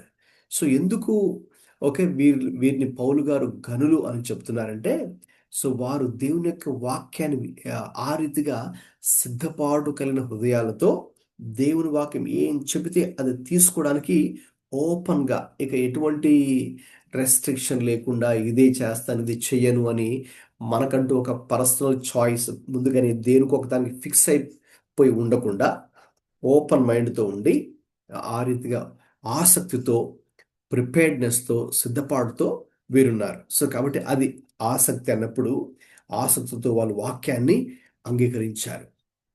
Okay, ఇక తర్వాత వాళ్ళు ఏం చేస్తున్నారు, అంగీకరించడం మాత్రం, పౌలు శీలలు చెప్పిన సంగతులు అలాగున్నవో లేవో అని ప్రతిదినము హెమేరా అనే ఒక గ్రీక్ వర్డ్ అక్కడ వాడారు. సో దానికి అర్థం ఏంటంటే ఆల్వేస్ అంటే ఎల్లప్పుడూ. సో వారు ఎల్లప్పుడూ మరి దేవుని యొక్క లేఖనాలను ఓకేనండి వారు అధ్యయనం చేసేవారు, చదివేవారు. Okay, so that is one good habit. So ఎల్లప్పుడు కూడా ఓకే, అంటే ఎప్పుడో ఒకసారి అకేషనల్గా కాదు, ఓకే, లేకపోతే ప్రతి విశ్రాంతి దినమందు మాత్రమే కాదు, every way, always, every time. So కాబట్టి వారు ప్రతిదినము కూడా ఆ రీతిగా లేఖనములను అధ్యయనం చేసే ఒక అలవాటు ఉన్నది కాబట్టే ఓకే వారు ఈ రీతిగా వారిలో ఆ సిద్ధపాటు కలిగినటువంటి హృదయము వారిలోకి వచ్చింది, వారిలో ఓపెన్నెస్ అనేది వచ్చింది. ఓకే ఎందుకంటే ఎవరైతే దేవుని యొక్క వాక్యాన్ని ఆ రీతిగా ప్రతిదినము అధ్యయనం చేసే అలవాటు ఉంటుందో ఓకే అక్కడ తప్పకుండా వారు ఆ రీతిగా ఓపెన్ మైండ్తో ఉంటారు. ఓకే తర్వాత వాళ్ళు చేసిన ఇంకొక మంచి విషయం ఏంటంటే 3వ పాయింట్ ఇక్కడ వీరి గురించి 11వ వచనంలో ప్రతిదినం అనుకున్నాం కదా. నెక్స్ట్ లేఖనములు ఏం చేస్తూ వచ్చారండి చెప్పండి ఎవరైనా? లేఖనాలను ఏం చేశారు? పరిశోధించుచు వచ్చిరి. పరిశోధించుచు లేఖనాలను వాళ్ళు చదవలేదు. ఓకే సో వాళ్ళు ఏం చేశారు? లేఖనాలను పరిశోధిస్తూ వచ్చారు. ఓకే ఆ పరిశోధనకు గ్రీక్ వర్డ్ అనాక్రినో అనే ఒక గ్రీక్ వర్డ్ అక్కడ వాడారు. సో ఏంటి ఆ వర్డ్ అనాక్రినో అనే పదానికి అర్థం ఏంటి అంటే అక్కడ ఉంది, చదవండి ఇక్కడ స్లైడ్ ఎవరైనా మైక్ ఆన్ చేసి చదవండి. వాట్ ఈస్ మీనింగ్ ఆఫ్ అనాక్రినో? To examine carefully. To examine carefully అంటే చాలా జాగ్రత్తగా పరిశీలించడం, చాలా జాగ్రత్తగా ఏదో మనం ఒక్కొక్కసారి టైం లేనప్పుడు కదండి పైపైన చదివేసి ఇంక చదివేసాంలే అనుకొని సాటిస్ఫై అయిపోతుంటారు చాలామంది. ఓకే అలా కాదు. సో మీరు ఒక అధ్యాయము లేక ఒక ప్యాసేజ్ లేక ఒక వచనం చదివినా you need to examine that passage లేక ఆ స్క్రిప్చర్ పోర్షన్ వెరీ కేర్ఫుల్లీ, చాలా జాగ్రత్తగా మీరు దాన్ని పరిశీలించారు. అంటే అది ఎవరు చెప్తున్నారు, ఓకేనా, ఎవరితో చెప్తున్నారు, ఎందుకు చెబుతున్నారు, ఓకేనా, ఏ సందర్భంలో ఏ కాంటెక్స్ట్లో చెబుతున్నారు. ఓకే అలా చెప్పడం వెనుక ఉన్నటువంటి దేవుని యొక్క ఉద్దేశం ఏంటి, దేవుని యొక్క మనస్సు ఏంటి, రైట్? ఒక మాట ఒక వచనం మనకు బైబిల్లో అక్కడ ఉన్నదంటే దాని వెనుక ఓకేనా ఎటువంటి ఆత్మీయ అర్థం ఉంది, మనం దాన్ని ఎలాగా అబ్జర్వ్ చేయాలి, మనం దాన్ని ఎలాగా ఇంటర్ప్రిట్ చేయాలి, మనం దాన్ని ఎలాగా అప్లై చేసుకోవాలి. ఓకే సో కాబట్టి 3 థింగ్స్ ఆర్ దేర్, 3 విషయాలు అందులో ఉంటాయి. Okay observation, interpretation, application. So కాబట్టి అలాగా మనం ఏ అధ్యాయం తీసుకున్నా, ఏ ప్యాసేజ్ తీసుకున్నా, ఏ చాప్టర్ తీసుకున్నా you need to do these 3 things properly. 3 విషయాలు మనం కరెక్ట్గా చేయాలి. అబ్జర్వేషన్, ఇంటర్ప్రిటేషన్, ఓకే అలాగే అప్లికేషన్. అక్కడ దాన్ని ఉన్నది ఏ రీతిగా ఉన్నదో దాన్ని మనం గమనించుట, రెండవదిగా దాన్ని సరైన రీతిలో వ్యాఖ్యానించుట. ఓకే ఎలా పడితే దాన్ని అలాగా అర్థం చేసుకునేది కాదు, ఇంటర్ప్రిట్ చేసేది కాదు. సో గ్రంథకర్త అంటే పరిశుద్ధాత్మ దేవుడు, అలాగే ఏ గ్రంథకర్తను దేవుడు ఉపయోగించుకుని ఆ మాట చెప్తున్నారో అక్కడ ఆ స్థానంలో వారిద్దరు ఒకే ఇంటెన్షన్, ఒకే మోటివ్ కలిగి ఉంటారు. కాబట్టి దాన్ని మరి మనం అర్థం ఇంటర్ప్రిట్ చేసుకుంటూ ఇక నెక్స్ట్ ఏంటి, మన జీవితానికి దాన్ని అప్లై చేసుకోవడం. అంటే అంత కేర్ఫుల్ స్టడీ అనేది మనం చేయాలి. ఇంకా నెక్స్ట్ ఏంటమ్మా సెకండ్ మీనింగ్ ఏముంది అక్కడ అనాక్రినో అనే వర్డ్కి? To investigate thoroughly. టు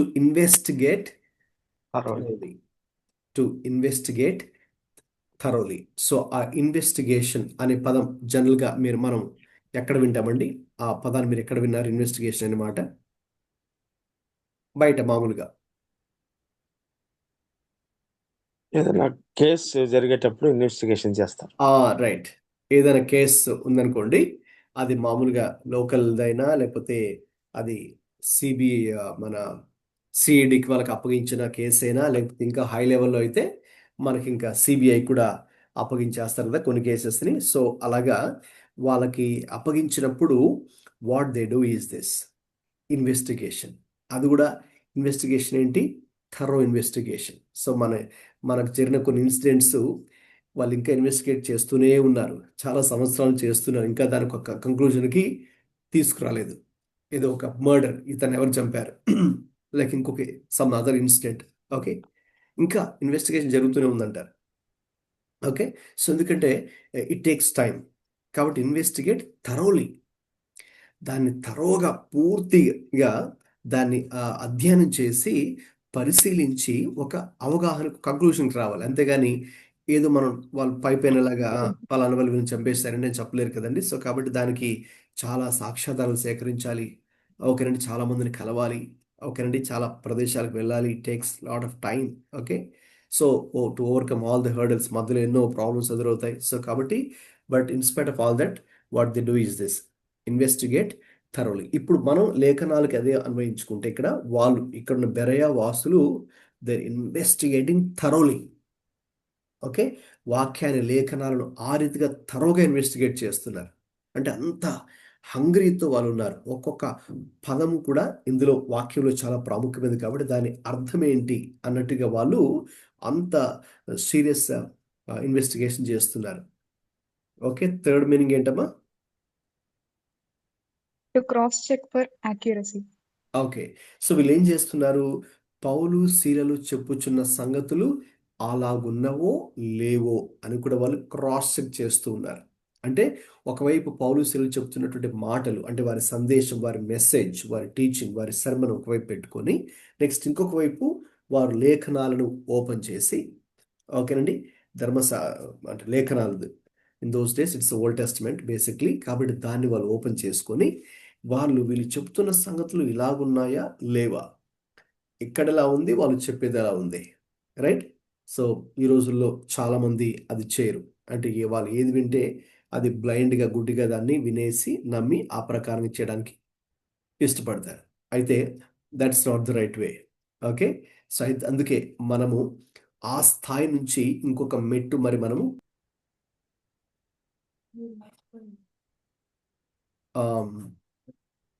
నా వాయిస్ వినిపిస్తుందండి? ఒకసారి బ్రేక్ అయినట్టుంది. యా, వినిపిస్తా ఉంది. వినిపిస్తుందండి. ఒకసారి ఇది డిస్కనెక్ట్ అయి ఉంటుంది.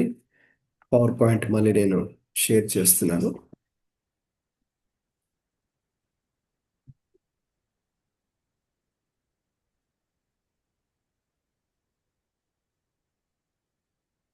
కనిపిస్తుంది పవర్ పాయింట్?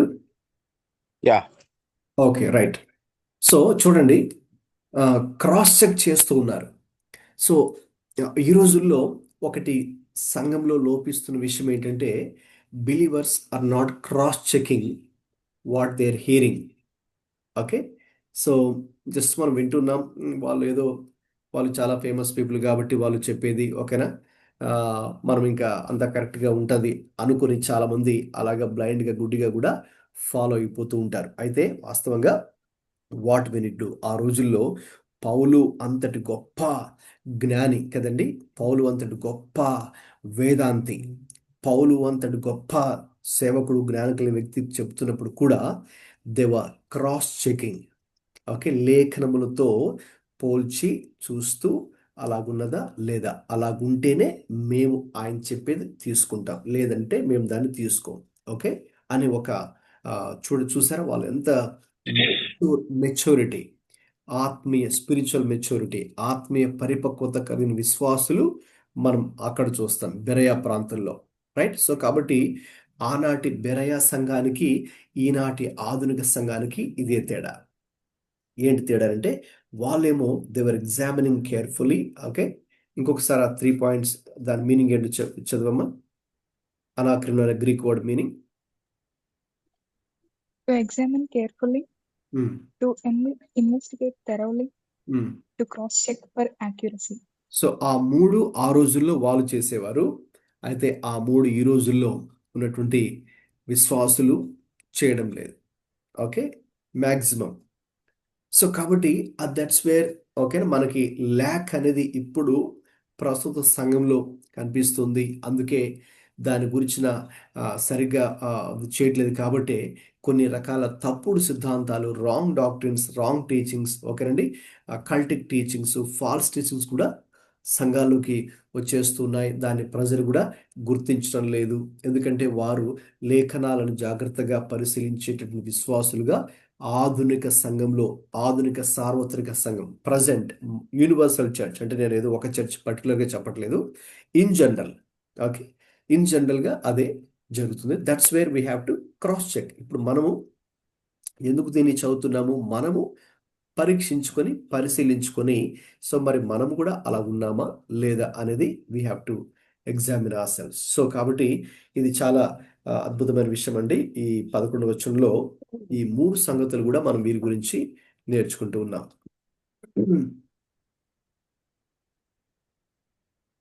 కాబట్టి వీళ్ళు ఏం చేస్తున్నారంటే రండి, నెక్స్ట్ ఈ లైన్ చదవమా. Comparing scripture with scripture. Right, మనం కూడా అదే పని చేయాలి. They were comparing scripture with scripture.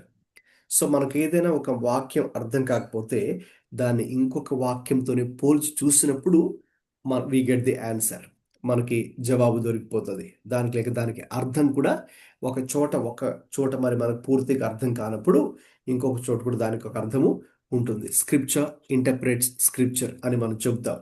Okay, so కాబట్టి ఇదేంటంటే scripture rooted acceptance.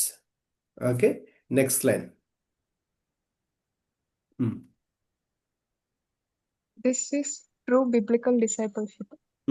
Eager plus examining plus daily. Yeah, so daily లేక ఎవ్రీడే అని కూడా చెప్పొచ్చు దాన్ని.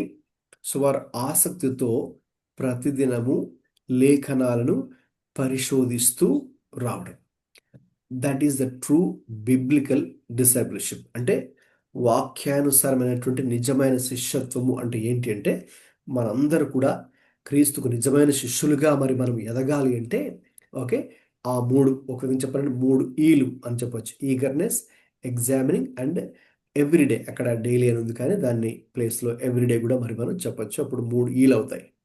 Easy to remember. So that's the true biblical discipleship. తర్వాత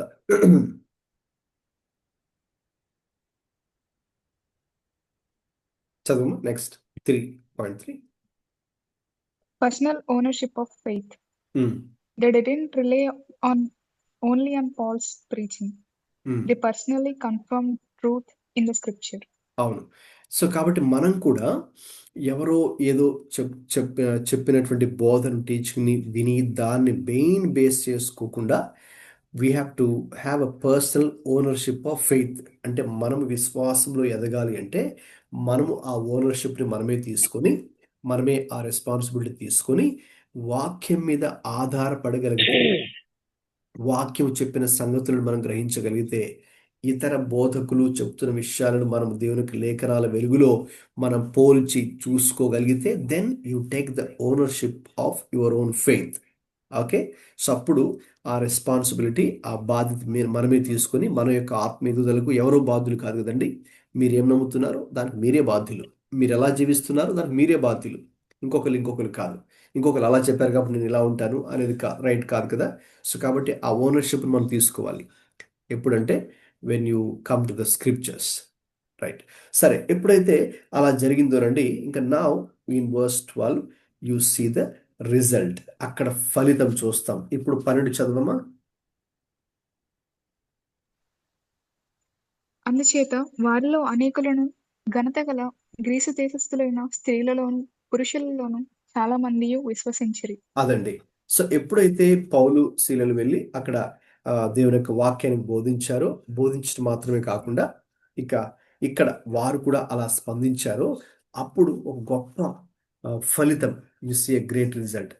వారిలో అనేకులు ఘనత గల గ్రీసు దేశస్థులైన స్త్రీలు పురుషుల్లోని చాలా మంది విశ్వసించారు. అంటే ఆల్మోస్ట్ ఎలాగ స్పందన అంటేనండి, తెస్సలోనికలో మనం మొదట్లో చూసామే స్పందన.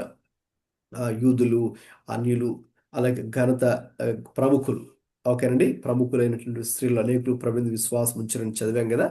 అలాగా అటువంటి స్పందన ఇక్కడ కూడా మనకు కనిపిస్తుంది. So it's a very good news. Okay, the many believed అనే విషయం ఇక్కడ మరి మనకు చాలా స్పష్టంగా కనిపిస్తుంది. ఓకే, ఇక్కడ రిజల్ట్ ఏంటంటే మెనీ బిలీవ్డ్. ఓకే, దాని కింద ఒక లైన్ ఇక్కడ ఉంది, చదవండి ఎవరైనా. Where hunger is present, faith grows. Okay, so ఎప్పుడు మన విశ్వాసం పెరుగుతుంది? ఓకే, దీనికి ఒక సీక్రెట్ ఉంది ఇక్కడ. ఎప్పుడు మీ విశ్వాసం పెరుగుతుంది? Hunger is present. Yeah, when there is hunger in your life, when there is hunger in your heart. Okay, and that's when your faith grows. కాబట్టి అందుకే ప్రభు ఏమన్నారు, blessed are the hunger and thirst. Yes. Okay, ఆకలి దప్పికలు గలవారు ధన్యులు. Okay, ఎక్కడ ఉంటుంది అన్నమాట? ఎవరైనా చెప్పగలరా? మత్తయి సువార్త 5వ అధ్యాయం. ఎస్, ధన్యతలు ప్రభు చెప్తారు కదండి. ఎస్, నీతి కొరకు ఆకలి దప్పులు గలవారు ధన్యులు, వారు తృప్తిపరచబడదురు. ఓకే, సో ఇక్కడ 2 థింగ్స్. నీతి అన్నప్పుడు అక్కడ ఒకటి దేవుడు, అలా రెండవది ఆయన వాక్యం. సో ఆ దేవుడు ఆయన వాక్యం పట్ల ఆకలి దప్పికలు ఉన్నప్పుడు వారు నిజంగా ధన్యులే.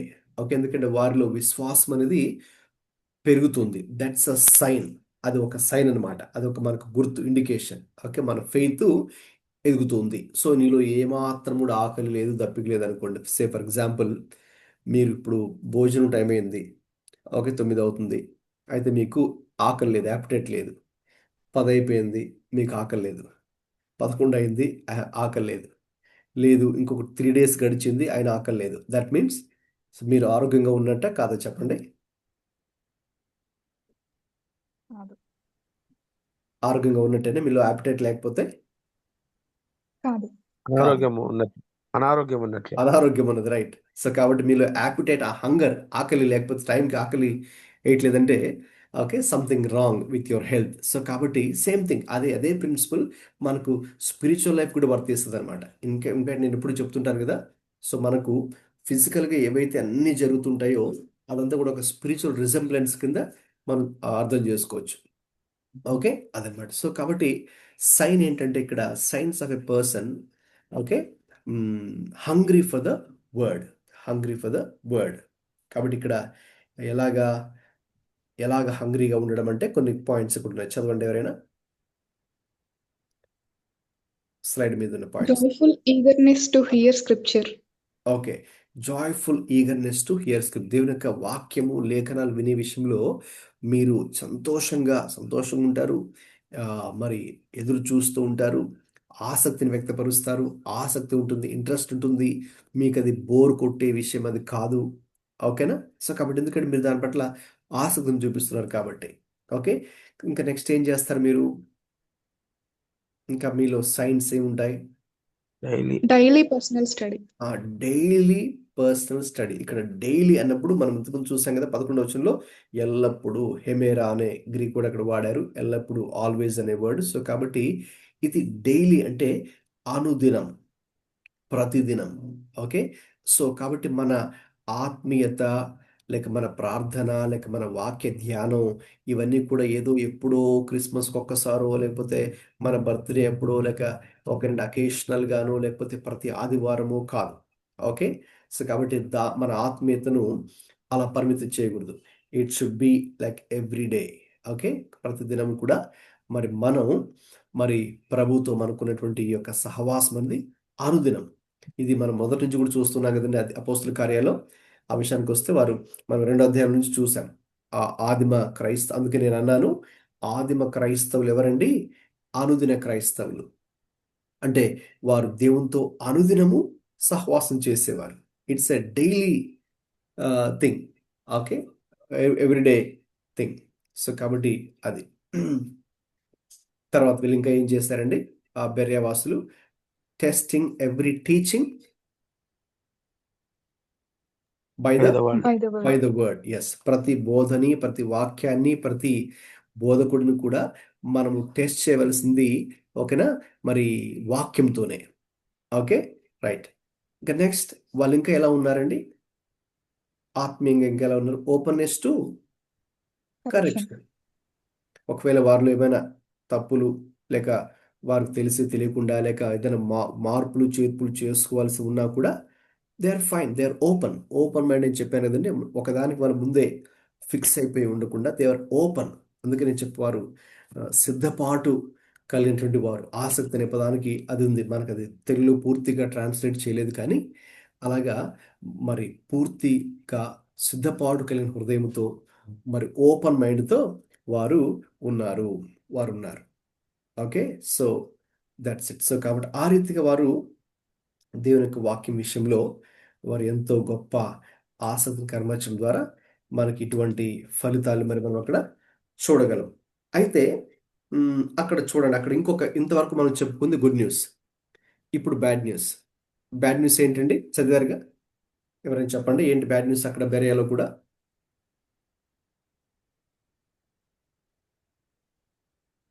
పర్లేదు, ఎవరైనా మాట్లాడండి, నో ప్రాబ్లం. 14 వచనం చదివి మీరే చెప్పండి. సో ఇది బైబిల్ స్టడీ కాబట్టి మీరు కూడా ఇన్వాల్వ్ అయితే బాగుంటుంది. చెప్పండి, 14 వచనం మీరే చదివి. వెంటనే సహోదరులు 13 పౌలును 13 సముద్రం వరకు వెళ్ళమని పంపిరి. అక్కడ కూడా 13 అండి, 13 వచనం చదివి చెప్పండి. 13. అయితే బెరియలో కూడా పౌలు దేవుని వాక్యం ప్రచురించుచున్నాడని తెస్సలోనికలో ఉండు యూదులు తెలుసుకుని అక్కడికి వచ్చి జన సమూహములను రేపి కలవరపరిచిరి. వాళ్ళు కూడా అక్కడ కూడా అవును. ఉండనీయలేదు. అదండి, అవును. గమనించండి, ఎక్కడైతే దేవుని పని జరుగుతుంటుందో అక్కడే సాతాను పని కూడా వాడు కూడా స్టార్ట్ చేయాలని చూస్తాడు. వాడు కూడా ఆటంకాన్ని తీసుకురావాలని చూస్తాడు. వాడు కూడా డిస్టర్బ్ చేయాలని చూస్తాడు. In fact that is one of the science. Okay, so మన ఒక విధంగా అది మనం ఒక సైన్గా కూడా తీసుకోవాలి. అంటే దేవుని యొక్క పని ఒక విధంగా అక్కడ జరుగుతూ ఉంది. ఓకే, దేవుని యొక్క సువార్త ప్రకటిస్తుంది. అందుకే అది మరి సాతానుకి ఇష్టం లేదు. అలాగే కొంతమంది ఓకే అది ఇష్టపడక ఏం చేస్తారండి, అల్లరి మోకని లేక మరి వాళ్ళని ఇబ్బంది పెట్టాలని చూస్తారు, డిస్టర్బ్ చేయాలని చూస్తారు. ఓకే, అలాంటి ఇన్సిడెంట్స్ ఈ మధ్య కూడా మరి మనము ఇంతకుముందు నుంచి ఉన్నాయి. అయితే ఈ మధ్య మనకు మీడియా వల్ల కూడా చాలా విషయాలు మరి మనము వీడియోస్ రూపంలో కూడా చూస్తూ ఉంటాం కదా. సో అది అప్పుడే ఉంది. సో అలాగండి, అక్కడ దేవుని యొక్క వాక్యం అద్భుతంగా జరిగింది. తెస్సలోనికలో కూడా అలాగే వ్యతిరేకత వచ్చింది. ఇక్కడ కూడా చాలా అద్భుతంగా దేవుని యొక్క కార్యం జరుగుతున్నాయి. ఆ ఆ పరిస్థితుల మధ్యలోనే వ్యతిరేకత, అల్లరి, ఓకే, ప్రతికూల పరిస్థితులు కూడా అక్కడ ఏర్పడ్డాయి. అయితే సరే, ఇంకా అక్కడ నుంచి కూడా వాళ్ళు ఏం చేస్తారంటే సహోదరులు మరి వీరు అంటే పౌలు శీల అక్కడే ఉంటే మంచిది కాదు, క్షేమకరం కాదు. ఎందుకంటే వారు ఇంకా మరి ఎంతో మందికి సువార్త ప్రకటించాలి, ఎన్నో ప్రదేశాలకు వెళ్ళాలి. దేవుడు వారికి ఇచ్చిన ఆ మిషన్ని వారు అకంప్లిష్ చేయాలి. సో ఈ క్రమంలో వారు ఎలా నడుచుకోవాలి? జ్ఞానంతో నడుచుకోవాలి కాబట్టి ప్రభు కూడా ఇచ్చిన జ్ఞానం చొప్పున నడుచుకోవాలి. కాబట్టి వారు ఏం చేస్తారంటే వారు అదే ప్రదేశంలో ఉండకుండా వారు ఇంకొక ప్రదేశానికి కూడా మరి ఆ తలంపు వారికి వచ్చింది, సహోదరులకి. దానికి వీరు కూడా ఏకీభవించి వేరే ప్లేస్కి వెళ్ళిపోవడం జరిగింది. సో కాబట్టి అక్కడ నుంచి మరి పౌలు ఎక్కడికి వెళ్ళారండి? ఎక్కడికి పంపించారు సహోదరులు అతన్ని? క్షేమకరమైన ప్రదేశానికి. ఎథెన్స్ పట్టణం వరకు తోడుకొని వచ్చి ఎస్, ఏథెన్సు అనే ప్రదేశానికి వెళ్ళిపోయారు. ఓకే, ముఖ్యంగా ఫస్ట్ అక్కడ పౌలు వెళ్ళారు, తర్వాత మిగతా వారిని కూడా అక్కడికి వెళ్ళాలని వాళ్ళకి చెప్పడం జరిగింది. సరే, ఇక నెక్స్ట్ సెక్షన్లోకి వెళ్దాము. మరి పౌలు ఆ ప్రదేశానికి వెళ్ళారు కదా, అక్కడ 16 నుండి 34 దాకా ఎవరైనా చదవండి. పౌలు ఏథెన్సులో వారి కొరకు కనిపెట్టుకుని ఉండగా ఆ పట్టణము విగ్రహములతో నిండి ఉండుట చూచినందున అతని ఆత్మ పరితాపము పట్టలేకపోయాను. కాబట్టి సమాజ మందిరములలో యూదులతోనూ భక్తిపరులైన వారితోనూ ప్రతి దినమున సంత వీధిలో వారితోనూ తర్కించుచూ వచ్చాను. ఎపికూరియులలోను స్తోయికులలోను ఉన్న కొందరు జ్ఞానులు అతనితో వాదించిరి. కొందరు ఈ వదరుబోతు చెప్పినది ఏమిటని చెప్పుకొనిరి. అతడు యేసును గూర్చియు పునరుత్థానమును గూర్చియు ప్రకటించను గనుక మరికొందరు వీడు అన్య దేవతలను ప్రచురించుచున్నాడని చెప్పుకొనిరి. అంతటా వారు అతన్ని వెంట పెట్టుకొని ఆరేయోపాగు అను సభ యొద్దకు తీసుకొని పోయి, నువ్వు చేయుచున్న ఈ నూతన బోధ ఎట్టిదో మేము తెలుసుకునవచ్చునా? కొన్ని కొత్త సంగతులు మా చెవులకు వినిపించుచున్నావు గనుక వీటి భావమేమో మేము తెలుసుకున కోరుచున్నామని చెప్పిరి. ఏథెన్స్ వారందరూ అక్కడ నివసించు పరదేశులను ఏదో ఒక కొత్త సంగతి వినుట ఎందును మాత్రమే తమ కాలము గడుపుచుండువారు. పౌలు అరేయోపగు మధ్య నిలిచి చెప్పిన ఏమనగా, ఏథెన్స్ వారలారా, మీరు సమస్త విషయములలో అతి దేవతాభక్తి గలవారై ఉన్నట్టు నాకు కనపడుతున్నది. నేను సంచరించుచు మీ దేవతా ప్రతిమలను చూస్తుండగా ఒక బలిపీఠం నాకు కనబడెను. దాని మీద తెలియబడని దేవునికి అని వ్రాయబడి ఉన్నది. కాబట్టి మీరు తెలియక దేనియందు భక్తి కలిగి ఉన్నారో దానినే నేను మీకు ప్రచురపరచుచున్నాను. జగత్తును అందరి సమస్తమును నిర్మించిన దేవుడు తానే ఆకాశమునకును భూమికిని ప్రభు అయినందున హస్తకృతములైన ఆలయములలో నివసింపడు. ఆయన అందరికీ జీవమును ఊపిరిని సమస్తమును దయచేయవాడు గనక తనకు ఏదైనా కొదవ ఉన్నట్టు మనుషులు చేతులతో సేవింపబడువాడు కాడు. మరియు యావత్ భూమి మీద కాపరమునుటకు ఆయన ఒకరి నుండి ప్రతి జాతి మనుషులను సృష్టించి వారు ఒకవేళ దేవుడిని తడువులాడి కనుగొందరేమో అని తన్ను వెదుకు వారి నిమిత్తము నిర్ణయ కాలమున వారి నివాస స్థలముల యొక్క పొలిమేరలను ఏర్పరచుకొనెను. ఆయన మనలో ఎవరికి దూరముగా ఉండువాడు కాడు. మనం ఆయన యందు బ్రతుకుచున్నాము, చలించుచున్నాము, ఉనికి కలిగి ఉన్నాము. అటువలే మనం ఆయన సంతానమని మీ కవీశ్వరులలో కొందరు చెప్పుచున్నారు. కాబట్టి మనము దేవుని సంతానమై ఉండి మనుషుల చమత్కార కల్పనల వలన మలచబడిన బంగారము వలనైనను వెండి వలనైనను రాతినైనను దేవత్వం పోలి ఉన్నదని తలంపకూడదు. ఆ అజ్ఞాన కాలములను దేవుడు చూసి చూడనట్టుగా ఉండను. ఇప్పుడైతే అంతటను అందరూ మారు మనసు పొందవలని మనుషులకు ఆజ్ఞాపించుచున్నాడు. ఎందుకనగా తాను నియమించిన మనుషుని చేత నీతిని అనుసరించి భూలోకమునకు తీర్పు తీర్చబోయేడు ఒక దినము నిర్ణయించున్నాడు. మృతులలో నుండి ఆయనను లేపినందున దీన్ని నమ్ముటకు అందరికీ ఆధారము కలుగజేసి ఉన్నాడు. మృతుల పునరుత్థానమును గూర్చి వారు వినినప్పుడు కొందరు అపహాస్యము చేసిరి, మరికొందరు దీని గూర్చి నీవు చెప్పినది ఇంకొకసారి విందుమని చెప్పిరి. అలాగుండగా పౌలు వారి మధ్య నుండి వెళ్ళిపోయాను. అయితే కొందరు మనుష్యులు అతన్ని హత్తుకొని విశ్వసించిరి. వారిలో అరేయోపగీతుడైన దియోనుసియు దమరి అను ఒక స్త్రీయు వీరిలో కూడా మరికొందరును ఉండిరి. రైట్, గమనించండి. చివరి దాకా చదువుకున్నాం. ఇది చివరి సెక్షన్ అండి, సెక్షన్ 3. ఇందులో పౌలు వెళ్ళినటువంటి ప్రదేశం, ఆ పట్టణం పేరేంటండి? ఏథెన్స్. ఎస్. సో ఈ ఏథెన్స్ అనేది గ్రీసు దేశానికి క్యాపిటల్ సిటీ. కొన్ని ఇయర్స్ బ్యాక్ ఇక్కడ ఒలింపిక్ గేమ్స్ కూడా జరిగాయి కదా, మరి మీరు ఆ న్యూస్ ఫాలో అయ్యే ఉంటారు. ఏథెన్స్ అనేది చాలా పురాతనమైనటువంటి పట్టణం. వాస్తవంగా బైబిల్ చరిత్రకారులు చెప్పే విషయం ఏంటంటే, పౌలు జీవించిన రోజుల్లో ఆయన ఆ ప్రదేశానికి వెళ్ళినప్పుడు ఆ పట్టణంలో 3000కు పైగా దేవాలయాలు ఉన్నాయని అప్పట్లో చెప్పేవారు. అంటే మరి చూడండి, మరి చిన్న పట్టణంలో 3000కు పైగా దేవాలయాలు వాళ్ళు నిర్మించి అది కాకుండా ఇంకేం చేశారు, ఇంకొకటి ఎక్స్ట్రా ఒక బలిపీఠాన్ని లాంటిది కట్టి అక్కడ వాళ్ళు ఏం రాసుకున్నారు దాని మీద అంటే తెలియబడని దేవుడు అని రాసుకున్నారు. అంటే దాని అర్థం ఏంటంటే, అంటే మాకు ఇంతమంది దేవతల పేర్లు దేవుళ్ళ పేర్లు తెలుసు, మేము వాళ్ళకి పూజ చేస్తున్నాము, వాళ్ళకి మొక్కుతున్నాము, ఆరాధిస్తున్నాము.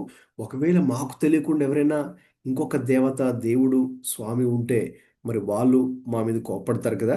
కాబట్టి అలా జరగకుండా ఉండాలంటే మేము వారిని కూడా పూజిస్తున్నాము అని ఇండైరెక్ట్గా చెప్పడానికి ఇంకొక చోట వాళ్ళు ఏం రాసుకున్నారు, ఆ తెలియబడని దేవుడు అని వాళ్ళు రాసి అక్కడ కూడా రోజు వాళ్ళు వెళ్ళి పూజలు చేస్తున్నారు. కాబట్టి పౌలు గారు ఎప్పుడైతే మరి బెరయా నుంచి అక్కడికి వెళ్ళారో, మరి అక్కడ ఆయన ఏం చేశారు, అక్కడ ఎప్పుడైతే విగ్రహాలతో పూర్తిగా నిండి ఉండటం చూచాడో ఆయన ఆత్మ పరితాపము పట్టలేకపోయాను. అంటే ఒక విధంగా ఆయన ఎంతో బాధపడ్డాడు, కలత చెందాడు. అంటే వారందరూ కూడా మరి నిజమైనటువంటి దేవుడు లేక సృష్టికర్తని విడిచిపెట్టి ఏ రీతిగా సృష్టికి మొక్కుతున్నారు అది చూచి ఆయన తన ఆత్మలో తన అంతరంగంలో బాధపడ్డాడు. కాబట్టి వెంటనే ఆయన ఏం చేశారంటే సమాజ బంధువుల్లో యూదులతోనూ భక్తిపరులైన వారితోనూ ప్రతిదినము సంత వీధిలో తను కలుసుకుని వారితోనూ తర్కించుచూ వచ్చాను. కాబట్టి అక్కడ ఆయన కూడా అక్కడ చేసిన పని కూడా సమాజ మందిరంలోకి వెళ్ళి యేసే క్రీస్తు ఉన్నాడని ఒకవైపు యూదులకు ఆయన బోధించేవారు, మరొక వైపు సంత వీధుల్లో బయట ఎవరైతే అన్యులు విగ్రహారాధన చేసేవారు అతన్ని కలుసుకుంటూ ఉన్నారో మరి వారికి కూడా ఆయన క్రీస్తుని యొక్క సువార్తను ఆయన ప్రకటించేవారు. ప్రకటించి వారికి ఒప్పింప చేసేవారు. ఆ రోజుల్లో కొంతమంది ఎపిక్యూరియన్లు అలాగే స్తోయికులు అనేటటువంటి వారు ఉండేవారు. వాళ్ళందరూ కూడా బాగా వెల్ ఎడ్యుకేటెడ్ పీపుల్ అని చెప్పొచ్చు. ఆనాటి సమాజంలో ఉన్నత స్థాయిలో ఉన్నటువంటి వారు ఫిలాసఫర్స్ అని వాళ్ళు చెప్పొచ్చు. అయితే మరి అటువంటి వారితో కూడా పౌలు గారు వెళ్ళి వారిని కూడా కలుసుకొని మరి యేసుక్రీస్తు ప్రభు గురించిన సువార్త వారికి కూడా చెప్పడము జరిగింది. ఎప్పుడైతే మరి ఈయన వెళ్ళి అన్యులను కలుసుకొని యేసుక్రీస్తు గురించి ఆయన పునరుద్ధానం గురించి చెప్పడం జరిగిందో అది వాళ్ళకి కొత్త విషయం. ముఖ్యంగా అన్యజనులకి పునరుత్థానం చెందాడు యేసు ప్రభు అన్నది మరి వాళ్ళు అది ఒక కొత్త విషయం. ఇదేంటి ఏదో కొత్త విషయం చెప్తున్నాడు ఈయన అని కొంతమంది అది అబ్జెక్ట్ చేశారు. లేకపోతే ఇంకా ఏదో చెప్తున్నాడు అన్నట్టుగా కొంతమంది దాన్ని నెగిటివ్గా తీసుకున్న వాళ్ళందరూ కూడా ఉన్నారు. సరే ఏది ఏమైనా సరే అక్కడ వాళ్ళు ఏంటంటే ఆ రోజుల్లో ఏదైనా సరే కొత్త విషయం అన్నప్పుడు దాని మీద ఆసక్తి చూపించేవారు. అఫ్కోర్స్ ఈ రోజుల్లో కూడా ట్రెండ్ అదే కదా. ఏదైనా కూడా కొత్తది వచ్చింది అనుకోండి మార్కెట్లోకి అందరు కూడా మరి దాన్ని తీసుకోవాలని ట్రై చేస్తారు కదా. సో కాబట్టి అలాగ కొత్తదనం మరి అలాగా ఆ రోజుల్లో వాళ్ళు కూడా అదే అలాగే చేసేవారు. సో కాబట్టి ఎప్పుడైతే పునరుత్థానము లేకపోతే కొన్ని కొత్త విషయాలు చెప్తున్నారో మరి ఏంటి ఏదో కొత్త విషయాలు చెప్తున్నావేంటి అని అతను ఇంకా చెప్పమని వాళ్ళు అడిగారు. ఒక సెంట్రల్ లొకేషన్లోకి తీసుకుని వెళ్ళి ఆ రోజులు ఏవైనా పెద్ద పెద్ద విషయాలు తర్కించి డిస్కస్ చేసేటువంటి ఒక ఎరిపోగస్ అని ఒక స్థలం ఉంటుంది. అక్కడికి తీసుకుని వెళ్ళి ఆయనకి చెప్పినప్పుడు అదొక ఒక విధంగా మంచి అవకాశమే పౌలు గారికి. ఎందుకంటే మరి ఆయన మరి సువార్త చెప్పడానికి అదొక అవకాశం. సో దాన్ని పౌలు గారు చక్కగా ఉపయోగించుకున్నారని చెప్పొచ్చు. చాలా అద్భుతంగా ఉంటుంది ఈ యొక్క వాక్య భాగం. 16 ముఖ్యంగా 22 నుంచి ఇంకా ఆయన అరెయోపాగు మధ్య నిలబడి ఆయన ఆ యొక్క స్టేజ్ మీద నుంచి మరి వారికి విషయాలను కూడా చెప్పడము జరిగింది. మీరు గనక దీన్ని గమనిస్తే ఈ యొక్క వాక్య భాగాన్ని మరి అన్యులకు ఎలా సువార్త ప్రకటించాడో పౌలు మనకు అర్థమవుతుంది. తర్వాత మనం ఈ రోజుల్లో అన్యులకు మనం ఎలా సువార్త ప్రకటించవచ్చు. హైందవులకు విగ్రహారాధన చేసేవారికి దేవుని ఎరగనటువంటి వారికి కూడా ఎలాగ మనం సువార్త ప్రకటించాలో ఒక మోడల్, ఒక ప్యాటర్న్, ఒక నమూనా మనకి ఇక్కడ కనిపిస్తుంది. సో కాబట్టి మీరు చాలా జాగ్రత్తగా దీన్ని వినాలి. తర్వాత కూడా మీరు ఈ వాక్య భాగాన్ని కూడా తర్వాత కూడా మీరు దాన్ని ధ్యానించాలి. ఎప్పుడైతే పౌలు గారు ఆ ప్రదేశంలో ఒక రౌండ్ వేశారు, ఫస్ట్ రౌండ్ వేసి గమనించారు ఎలా ఉంది పట్టణం, వారి ఆత్మీయ స్థితి ఎలా ఉంది, వారు దేనికి మొక్కుతున్నారు, వారి యొక్క ఐడియాలజీ ఎలా ఉంది అని తెలుసుకున్నారో ఆయన కూడా షాక్ అయ్యారు. అంటే అన్ని దేవాలయాలు ఉండడం కూడా ఆయన చూశారు. అయితే మరి అలా చూస్తున్నప్పుడు ఆయనకు ఒక క్లూ కూడా దొరికింది. సో కాబట్టి ఆ తెలియబడిన దేవుడికి అని కూడా ఒక చోట రాసి పెట్టారు కదా, అది కూడా క్లూ దొరికింది. మీరు కనుక చూస్తే మరి ఆయన మొదట్లో అంటే తన సందేశాన్ని చెప్తున్నప్పుడు సువార్త చెప్పడం స్టార్ట్ చేసినప్పుడు యాక్చువల్గా వారు చేస్తున్నటువంటి విగ్రహారాధనను ఆయన ఏమి దూషిస్తున్నట్టు, వాళ్ళ మతాన్ని ఖండిస్తున్నట్టు, లేక వారి దేవులను తక్కువ చేసి తిట్టి దూషించి అప్పుడు సువార్త ప్రకటిస్తున్నట్టు అది లేదు మనకు. ఓకే, సో చాలా వైజ్గా ఉన్నాడు పౌలు గారు. మనం కూడా చాలా జ్ఞానంతోనే నడుచుకోవాలి. కొంతమంది వెళ్ళిపోయి ఒక మొరటుగా వాళ్ళ దేవతల్ని తిట్టి తర్వాత యేసుక్రీస్తు గురించి చెప్పాలని ప్రయత్నం చేస్తారు. అప్పుడు ఇంకా ఎప్పుడైతే అలా చేస్తారో వెంటనే వ్యతిరేకత వస్తుంది కదండి, వెంటనే వాళ్ళు ఒప్పుకోరు కదా, వాళ్ళు కూడా గొడవ చేస్తారు కదా. కాబట్టి అది మన పని కాదు. ఓకే, సో మనం వాళ్ళ మతాన్ని దూషించడము, లేక కించపరిచినట్టు మాట్లాడడము, తక్కువ చేసినట్టు మాట్లాడడము, లేక మన దేవుని ఇతర దేవతలతోనూ దేవునితో పోల్చి ఓకే వాళ్ళ యొక్క మరి అసమర్థతను చెప్పి తర్వాత మన దేవుని గొప్పతనం గురించి చెప్పడము, కంపేర్ చేసి చెప్పడము మన యొక్క డ్యూటీ కాదు. సో ఏంటి అంటే all that we need to do is present who God is, okay, and his love, okay, for his people. కాబట్టి ఆయన దేవుడు ఏమై ఉన్నారు, మరి దేవుడు యొక్క ప్రేమ ఏంటి, మరి ఆయన గొప్పతనం గురించి మనము చాటాలి. ఇక తర్వాత ప్రజలే చివరికి నిర్ణయించుకుంటారు, వాళ్ళే నిర్ణయించుకుంటారు ఎవరు నిజమైన దేవుడు. ఓకే, నేను చేస్తున్న ఈ విగ్రహారాధన కరెక్టా కాదా, మేము చేస్తున్న ఈ పూజలు కరెక్టా కాదా అని let them decide on their own. అది వారే నిర్ణయించుకుంటారు. తర్వాత దేవుడు వారితో మాట్లాడినప్పుడు అది వారికి దేవుడికి మనం విడిచిపెట్టాలి. సో పౌలు అలా ప్రకటించాడు ఇక్కడ. It's a good pattern that we see here. అందుకే మరి మనం కనుక 23-24 చూస్తే ఆయన ఏం చెప్తున్నాడు, నేను అలాగ మీ పట్టణాలు చూసినప్పుడు నాకు తెలిసిన విషయం ఏంటంటే మీరు అతి దేవతాభక్తి గలవారై ఉన్నట్టు నాకు కనబడుచున్నది. అతి దేవతాభక్తి గలవారై ఉన్నట్టు నాకు కనబడుతుంది. కాబట్టి పౌలు గారు వాళ్ళు చేసే ఆ విగ్రహారాధనని చూడలేదు, కానీ చేస్తున్న విగ్రహారాధన వెనుక ఉన్నటువంటి వారి యొక్క ఆశను ఆయన చూడగలిగాడు. ఏంటి ఆశ అంటే దైవభక్తి. మేము కూడా మరి దేవుని తెలుసుకోవాలి, దేవుని దగ్గరకు చేరాలి, మేము కూడా దేవునితో సహవాసం చేయాలి, ఆయన ఇచ్చే ఆశీర్వాదం మాకు కూడా కావాలి అనే ఒక లోపల ప్రతి మనిషికి వారు ఏ దేవుని గురించినప్పుడు కూడా లోపల ఆ ఆశ ఉంటుంది కదండి. ఆ భక్తి, నిష్టతో కూడిన భక్తి ఉంటుంది. దాన్ని మనం చూసి ఒక విధంగా అభినందించాలి. అయితే పౌలు గారు అది చెప్పి వారిని అభినందిస్తున్నట్టుంది. Yes, in a way appreciated them. అయితే ఆయన అక్కడితోనే ఆగిపోలేదు.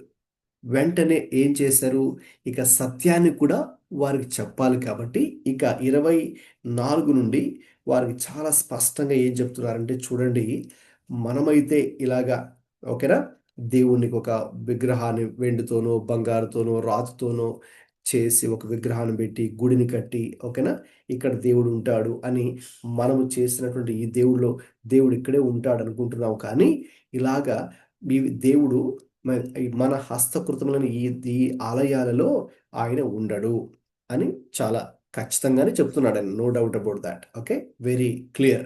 Okay, very clear presentation of the gospel. Okay, ఎక్కడ కూడా ఆయన మళ్ళీ కాంప్రమైజ్ అవుతున్నట్టుగా కూడా ఏమీ లేదు. ఓకే, స్టార్టింగ్లో ఆయన వారు చేస్తున్న దాని వెనుకున్న అతిదేవత భక్తిని చూసి అది చెప్పి ఇక దాంతో ఆయన స్టార్ట్ చేశారు. ఓకే, చేసి ఇక అసలు దేవుడు అనేవాడు ఎవరు, దేవుడు ఆయన ఎక్కడ ఉంటాడు. ఇంకా చెప్పాలంటే మీ కవీశ్వరుల్లో 28 ఉంది కదండి.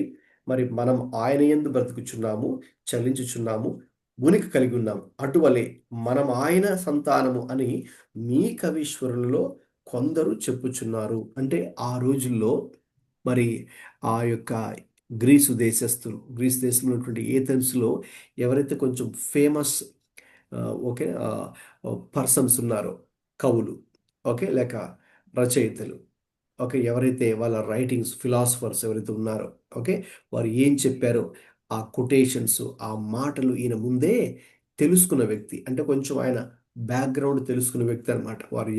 వాళ్ళు ఏం చెప్పారు, వీళ్ళందరూ కూడా ఈ ప్రజలందరూ ఎవరు చెప్పిన దాన్ని ఫాలో అవుతున్నారు. అది తెలుసుకొని వాళ్ళు చెప్పిన దాన్ని ఈయన కూడా కోట్ చేస్తున్నారు ఇక్కడ. సో కాబట్టి మనం కూడా ఆ రీతిగా వారికి ఏది తెలుసో అది మనం తెలుసుకొని వారికి తెలియని సువార్తని మనం చెప్పాలి. సో దాన్ని మనం we call it known to unknown approach అని పిలుస్తాం. మనం సువార్త ఎలా చెప్పాలి అంటే, మనం డైరెక్ట్గా వారికి తెలియని విషయాలు చెబితే వారికి వెంటనే అర్థం కాకపోవచ్చు. కాబట్టి వారికి తెలిసిన దాన్ని తీసుకొని దాన్నే బేస్ చేసుకొని మరి మనము వారికి చెప్పాలి. యేసుప్రభువు వారు కూడా న్యాచురల్గా అలాగే చెప్పేవారు కదండి. అలాగా రైతులకు అర్థమయ్యేటట్టుగా ఆ విత్తనాల గురించి, పొలం గురించి ఓకేనా చెప్పేవారు. అలాగా దోణి మీద కూర్చొని ఆ చేపలు పట్టుకునే వారికి కూడా అర్థమయ్యే రీతిలో ఆయన చెప్పడం. అంటే వారికి తెలిసింది. సమరయ స్త్రీతో మాట్లాడుతున్నప్పుడు ఆయన మామూలుగా తాగడానికి నీళ్ళిమ్మని అడిగి ఇక తర్వాత నెక్స్ట్ జీవజలము అనేటువంటి దేవుని యొక్క సువార్తను పరిచయం చేయడం జరిగింది. అలాగా వారికి తెలిసిన భౌతికమైన విషయాలను ఫిజికల్ థింగ్స్ని బేస్ చేసుకుని స్పిరిచువల్ థింగ్స్ని ఆయన చెప్పారు. సో సేమ్ ఇక్కడ కూడా పౌలు గారు అలాగా ఆ ఏథెన్స్ పట్టణస్థులు వాళ్ళ కల్చర్ ఏంటి, వాళ్ళు ఏం తెలుసు, వాళ్ళ యొక్క ఆలోచన విధానం ఎలా ఉంది, దాన్ని బేస్ చేసుకొని ఆయన ఏం చెప్తున్నారంటే నెక్స్ట్ అక్కడ స్టెప్ బై స్టెప్ ఆయన ఒక సువార్త ప్రకటించడానికి ఆయన వారితో మాట్లాడుతున్నారు. సో కాబట్టి అలాగా దేవుని గొప్పతనాన్ని ఆయన చెబుతూ అసలు దేవుడు ఎవరు ఓకే అంటే దేవుడు మొదట సృష్టికర్త అనే విషయాన్ని ఆయన ఎస్టాబ్లిష్ చేశారు. సో దేవుడు మనల్ని చేశాడు, కానీ మనము దేవుని చేయలేదు అనే విషయాన్ని చెప్పడం జరుగుతుంది. ఇక తర్వాత మనము ప్రతి మనిషి కూడా ఇక ఆ దేవుడు ఆ దేవుని యొక్క అవసరతలో ఉన్నాడు. ఓకే, ఎందుకంటే ఆ దేవుడు లేకుండా మనం లేము. మనము కదలాలన్నా, జీవించాలన్నా, ఊపిరి తీసుకోవాలన్నా ఆ దేవుడే మనకు కావాలి. అవసరమనే దేవుని యొక్క అవసరతను ఇంకొక విషయాన్ని ఆ ప్రజలకు అక్కడ తెలియజేస్తూ ఉన్నారు. తర్వాత ఇంకేంటి, దేవుడు ఏం కోరుకుంటూ ఉన్నాడు? దేవుడు ప్రతి మనిషి కూడా పశ్చాత్తాపడాలని, మారు మనసు పొందుకోవాలని, దేవుని దగ్గరకు రావాలని, దేవుని వెదకాలని, తడవులాడి వెదకాలని దేవుడు కోరుతున్నాడు. అక్కడ ఉంది కదండి, 29లో ఉంది. తర్వాత కాబట్టి ఒక విధంగా చెప్పాలంటే ఆ, ఉమ్, మనం వెండితోనో లేక బంగారుతోనో రాతితోనో ఏదైతే మల్చి చేస్తామో అది దేవుడు కాదు. సో ఇక్కడ ఇంకా చెప్పాలంటే చాలా స్పెసిఫిక్గా కూడా ఉంది. మరి మనం విగ్రహారాధన చేయకూడదు, అందులో దేవుడు ఉండడు అనే విషయం కూడా చాలా స్పెసిఫిక్గానే చెప్పారు ఆయన. ఇంక దాని తర్వాత కాబట్టి మనం మార్మల్స్ పొందాలని నెక్స్ట్ 30లో ఉంది. ఓకే, ఇక దాని తర్వాత ఆయన మరి ఆ యొక్క సువార్తను వారికి ప్రకటించడం జరిగింది. ఇలాగ ఒక్కొక్క విషయాన్ని చెప్పుకుంటూ వెళ్తూ వారికి ఇంకా సువార్తను ప్రకటించడం జరిగింది. ఎప్పుడైతే ఆయన అక్కడ అన్యులకు సువార్త ప్రకటించారో ఏం జరిగిందండి? ఇక నెక్స్ట్ మనం చూసేది స్పందన. ఓకే, ముగింపులోకి టైం అవుతుంది, ముగింపులోకి వచ్చేస్తున్నాను. మరి ఆయన ఎప్పుడైతే సువార్త చెప్పి ముగించారో ఇక అక్కడ ప్రజలు కూడా స్పందించారు. సో కొంతమంది ఎలా స్పందించారండి? హత్తుకుని విశ్వసించిరి. ఎస్, కొంతమంది ఏమో హత్తుకున్నారు, విశ్వసించారు. ఆయన చెప్పింది ఇంకా మేము మరలా దీన్ని వినాలి, ఇంకొకసారి మేము వింటాము, మళ్ళీ మీరు మా దగ్గర రావాలి, మళ్ళీ చెప్పాలి వాక్యం అని అన్నారు కొంతమంది. So that's a good news, positive side. అంతేనా, ఇంకేమైనా ఉందా? మరికొందరు ఎలా అపహాస్యం స్పందించారు? చేశారు. అపహాస్యం చేశారు. మరికొందరు ఏం చేశారండి? అపహాస్యం చేశారు. సో అంటే ఇంక వాళ్ళు అంగీకరించలేదు. ఓకే, ఆయన చెప్పిన దాన్ని వారు అంగీకరించలేదు. సో ఆల్మోస్ట్ మనకు ఈ 3 ప్రదేశాల్లో కూడా, తెస్సలోనికలోను, బెరయాలోను, ఏథెన్స్లోను, ఓకే, ఒక విధంగా కొందరేమో దేవుని యొక్క వాక్యాన్ని అంగీకరిస్తున్నారు, మార్మనసు పొందుతూ ఉన్నారు, ఒప్పించబడుతూ ఉన్నారు. ఓకే, వారిలో యూదులు ఉన్నారు, మరి గ్రీసు దేశస్తులు ఉన్నారు, అంటే అన్యులు ఉన్నారు, స్త్రీలు ఉన్నారు, పురుషులు ఉన్నారు. Okay, all types of classes. Okay, అందరూ ఉన్నారు. సో అది గుడ్ న్యూస్. అయితే అదే సమయంలో నేను చెప్పినట్టుగా ఎక్కడైతే దేవుడు పని చేస్తూ ఉంటాడో, దేవుని కార్యాలు జరుగుతూ ఉంటాయో అక్కడే సాతానికి అది ఇష్టం లేదు. కాబట్టి మరి వాడు కొంతమందిని ప్రేరేపించి మరి అక్కడ దేవుని పనికి, సువార్తకి ఆటంకము సృష్టించాలని వాడు చూస్తుంటాడు. అందుకే కొంతమంది ఎగతాళి చేస్తూ ఉంటారు, అపహాసం చేస్తూ ఉంటారు. ఓకేనా, ఇలాంటివి మనం ఇంతకుముందు తెస్సలోనికలో ఎలా చేశారో చూసాం కదా. సో కాబట్టి ఆల్మోస్ట్ ఆ టైప్లోనే ఇక్కడ కూడా అదే జరిగింది. సో కాబట్టి ఓవరాల్ మనం ఏథెన్స్లో కనుక చూస్తే ఒక అద్భుతమైనటువంటి విధానంలో పౌలు అన్యులకు సువార్త ప్రకటించాడు. కాబట్టి దయచేసి మీరు తర్వాత కూడా ఈ వాక్య భాగాన్ని చదవండి, 2-3 సార్లు ఈ వాక్య భాగాన్ని చదవండి. చాలా ప్రాముఖ్యమైన విషయాలు ఇందులో ఉన్నాయి. అలాగే మనం కూడా ఇతరులకు, ముఖ్యంగా అన్యులకు, విగ్రహారాధన చేసే వారికి కూడా ఎలా మనం సువార్త ప్రకటించవచ్చో కొన్ని విషయాలు ఇందులో మనం చూడొచ్చు. ఇక్కడ మనకు కొన్ని విషయాలు మనకి కనిపిస్తాయి. కాబట్టి ఇక్కడ ఓవరాల్గా నేను హంగ్రీ ఫర్ ద వర్డ్ అని చెప్పాను కదా స్టార్టింగ్లో. కాబట్టి ఇక్కడ మనం నేర్చుకునే ఆత్మీయమైనటువంటి విషయాలు ఏంటి అని కనుక ఆలోచిస్తే, నెంబర్ 1 ఎవరైనా చదవండి, నేను ముగింపులోకి వచ్చేస్తున్నాను. ఇప్పుడు ఇది చెప్పేసి ముగించేస్తాను. Scripture is the final authority. Right. కాబట్టి ఇప్పుడు పౌలు ఏం చేశాడు? తెస్సలోనికి వెళ్ళినా, అలాగే బెరయాకు వెళ్ళినా, ఏథెన్స్కు వెళ్ళినా దేవుని లేఖనాలను ఆధారం చేసుకుని ఆయన కూడా చెప్పారు కదా, సువార్త ప్రకటించారు కదా, అటు యూదులకైనా ఇటు అన్యజనులకైనా ఇద్దరిని కలుసుకున్నారు. ఇక్కడ మనకు 2 విధానాలు కూడా మనం చూసాం ఇక్కడ. సో ఎవరికైనా కూడా ఆయన దేవుని యొక్క మాటనే ఆధారం చేసుకుని చెప్పారు. కాబట్టి ఈరోజు మనం కూడా ఈ అధ్యాయం నుంచి నేర్చుకునే విషయం ఏంటి అంటే, స్క్రిప్చర్, లేఖనాలే అంతిమ ఫైనల్ అథారిటీ. ఓకే, కాబట్టి ఇంకా మన కల్చర్ కాదు, లేకపోతే మన ట్రెడిషన్స్, మన సాంప్రదాయాలు, మన కట్టుబాట్లు, మన ఆచారాలు, మన యొక్క ఫిలాసఫీస్ ఏమైతే ఉన్నాయో, మన సంస్కృతి ఏం చెప్తుందో, ఓకే కాదు. So Bible okay is the final authority. So in fact అందులో నుంచే ఇంక ఇవన్నీ కూడా మన కల్చర్ అయినా మన యొక్క పద్ధతులైనా కూడా అనుగుణంగా ఉండాలి, దానికి అనుగుణంగా వాక్యానికి అనుగుణంగా ఉండాలి, కానీ అంతేకాని మనం వీటి ద్వారా ప్రభావితం అవ్వకూడదు. Okay, next second thing. Spiritual hunger leads to spiritual growth. Spiritual hunger leads to growth. చెప్పాను కదా, hunger is the key point. ఆత్మీయమైన విషయాల పట్ల మనం ఆకలి దప్పికలు కలిగి ఉన్నప్పుడే then you will grow spiritually. Okay, తర్వాత what happens? Read the next line also.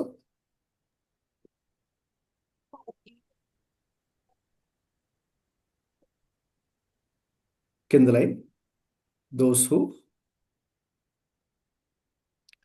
Study eagerly scripture become spiritually strong. Yes, those who eagerly study scripture become spiritually strong. కాబట్టి వాక్యమును ఆసక్తితో ఎవరైతే అధ్యయనం చేస్తుంటారో వారు ఆత్మీయంగా బలంగా ఉంటారు. Okay, that is the second thing. Okay, third thing, Holy Spirit opens heart. ప్రజల హృదయాలు తెరవబడాలి అంటే దేవుని ఆత్మ మాత్రమే, పరిశుద్ధాత్ముడు మాత్రమే అది చేయగలరు. ఓకే, 16-14 ప్రకారం మనం ముందే చదివాం కదండి. సో దేవుని యొక్క ఆత్మ మాత్రమే నడిపించాలి. ఇక్కడ కూడా అన్యులు ప్రభు తట్టు తిరిగారంటే, లేక యూదులు అనేక మంది విశ్వసించారంటే దానికి కారణం కోర్స్ దేవుడు పౌలుని శీలను ఒక సాధనాలుగా వాడుకున్నప్పుడు కూడా వారి హృదయాలు మార్చేది, వారి జీవితాలు మార్చేది మాత్రం పరిశుద్ధాత్ముడే అనేది మనం గ్రహించాలి. Next last thing, The gospel must be examined and embraced. కింద line, true biblical faith. It is not blind. It is thoughtful, intelligent, and grounded in God's word. Okay, so కాబట్టి మనం నిజమైనటువంటి సువార్త, దేవుని యొక్క వాక్యము అనున్నది ఖచ్చితంగా, ఓకే, సో అది థాట్ఫుల్గా ఉంటుంది. Okay, grounded in God's word. So కాబట్టి ఆ రోజుల్లో బెరయా వాసులు అది చేశారు కదండి. సో వారు దేవుని యొక్క వాక్యాన్ని ప్రకటించబడుతున్నప్పుడు లేఖనాలతో ఓకేనా వారు దాన్ని ఎగ్జామిన్ చేశారు. సో కాబట్టి పరిశీలించడం, దేవుని యొక్క వాక్యాన్ని తో పరిశీలించడం ఈ రోజుల్లో చాలా ప్రాముఖ్యమైన విషయం. కాబట్టి దేవుని యొక్క వాక్యం మరి మనకు అల్టిమేట్ అథారిటీ. కాబట్టి దాన్ని మనం బేస్ చేసుకొని ఎప్పుడైతే మనం ముందుకు వెళ్తామో I think that's when we will know exactly ఓకేనా దేవుడు ఏం కోరుకుంటున్నాడు మన జీవితాల్లో, దేవుని యొక్క వాక్యం ఏంటి అనేది స్పష్టంగా మరి మనము అర్థం చేసుకోగలం. సో కాబట్టి ఈ రోజున అధ్యాయంలో 3 ఓకే ప్రదేశాలకు వెళ్ళొచ్చాం. తెస్సలోనిక, బెరయ, అలాగే ఏథెన్స్. సో కాబట్టి అనేక రకాల స్పందనలు మనం చూసాం. ప్రతి ప్లేస్లో కూడా కొందరు విశ్వసించారు, మరికొందరు వ్యతిరేకించారు. ఓకే, ఆ రీతిగా మరి ప్రజల స్పందన ఆ రీతిగా ఉంది. సో అయితే ఇప్పుడు మనం మెయిన్ థింగ్ ఓకే మనం ఏదైతే నేర్చుకున్నామో మొదటి నుంచి నేను చెప్తూ వచ్చానో బెరయ వాసులు. So they're hungry, eager, daily rooted in scripture. So కాబట్టి ఈ రోజున మరి మనం ఒక ప్రశ్న వేసుకోవాలి. సో వ్యక్తిగతంగా మరి మన యొక్క ఆత్మీయ జీవితం బలంగా ఉండాలి అంటే, విశ్వాసంలో మనం కూడా బలవంతులుగా మారాలి అంటే దానికి ఇంకా వేరే షార్ట్ కట్స్ అంటూ ఏమి లేవండి. There is only one way and that is the way. ఆ వే ఏంటి అంటే ద వర్డ్ ఆఫ్ గాడ్, దేవుని యొక్క వాక్యం. వారు ఏ రీతిగా దేవుని యొక్క వాక్యం పట్ల ఆసక్తిని చూపించి ఆకలి దప్పికలు కలిగి దేవుని పట్ల జీవించారో, మరి ఆ రీతిగా మనం ఎప్పుడైతే అది కలిగి ఉంటామో అది దేవుడు చూస్తాడు. దేవుడు చూసి తప్పకుండా మరి మన జీవితాల్లో కూడా కార్యం చేస్తాడు. ఎటువంటి ఆశీర్వాదం మనం కూడా పొందుకోవాలో, ఎటువంటి మార్గంలో దేవుడు మనల్ని నడిపించాలో దేవుడు ఆయనకు నచ్చిన రీతిలో మరి మనల్ని కూడా నడిపించడానికి దేవుడైతే సిద్ధంగా ఉన్నారు. కాబట్టి ఈరోజు మరి మనం ప్రార్థన చేద్దాం. అందరూ కూడా దేవుడు ఆ రీతిగా మరి మనల్ని ఆయన మార్గంలో నడిపించాలని ప్రార్థన చేద్దాం. ఒకవేళ ఎవరైనా మరి పంచుకోవాలనుకుంటే పంచుకోండి త్వరగా. టైం ఆల్రెడీ 9:20 దాటింది. నేను ప్రార్థన చేసి ముగించడానికంటే ముందు ఒకవేళ ఈరోజు ఓకే మీరు విన్నటువంటి వాటిలో నుంచి ఎవరైనా షేర్ చేయాలి అనుకుంటే 1 or 2 minutes మీ రిఫ్లెక్షన్స్, మీరు నేర్చుకున్న విషయాలు పంచుకోవచ్చు. No problem. మీకు టైం అన్యులకు సువార్త ప్రకటించడానికి పౌలు గారు మంచి విషయాలు ఇందులో తెలియజేసినారు. ఎలా అన్యులకు సువార్త ప్రకటించాలి. అవును. అక్కడ పరిస్థితులు మనం ఫెయిల్యూర్ అవుతున్నది అక్కడనే. మనం పోతానే యేసు ప్రభువే దేవుడు, మీ మట్టి విగ్రహాలు అట్లా చెప్తాం. సువార్త అట్లా కాదు. మనకు ఆ కాలంలోనే చెప్పినట్టు సువార్త ఎట్లా చెప్పాలి.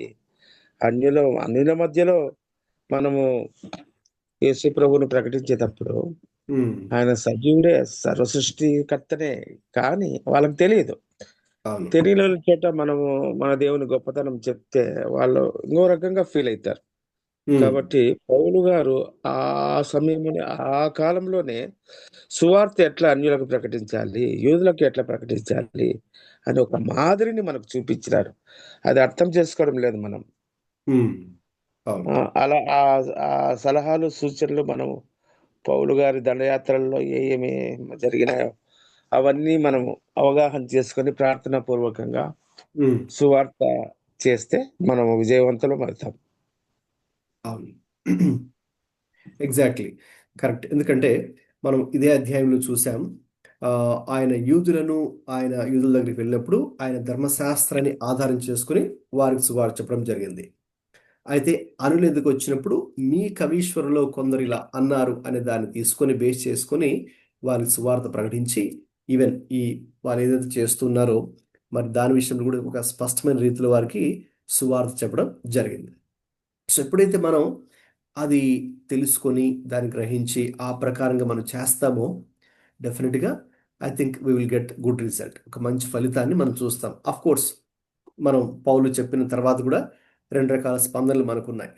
అయితే we have to make sure మన సైడ్ నుంచి కరెక్ట్గా వెళ్ళాలి. కమ్యూనికేషన్ అనేది సువార్త చెప్పే విధానం అనేది మనం తీసుకోవాలి. ఎందుకంటే కొన్నిసార్లు మనం వింటూ ఉంటాం, కొన్ని చోట్ల జరుగుతుంటుంది. అంటే వీళ్ళు ఎవరో ఒక పాస్ట్ గారు లేకపోతే ఇంకొక సువార్థికుడు ఏదో వాళ్ళని రెచ్చగొట్టేటట్టుగా మాట్లాడడం, వాళ్ళ కోపం రావడం, వాళ్ళకి చేయడం.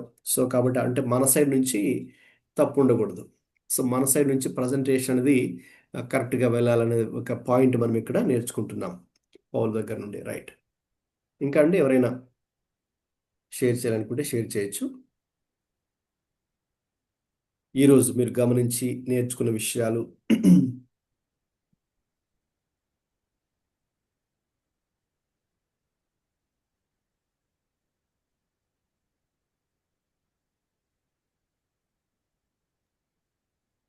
రైట్. ఓకే, మంచిదండి. అయితే మరి ప్రార్థన చేసి ముగించుకుందాం.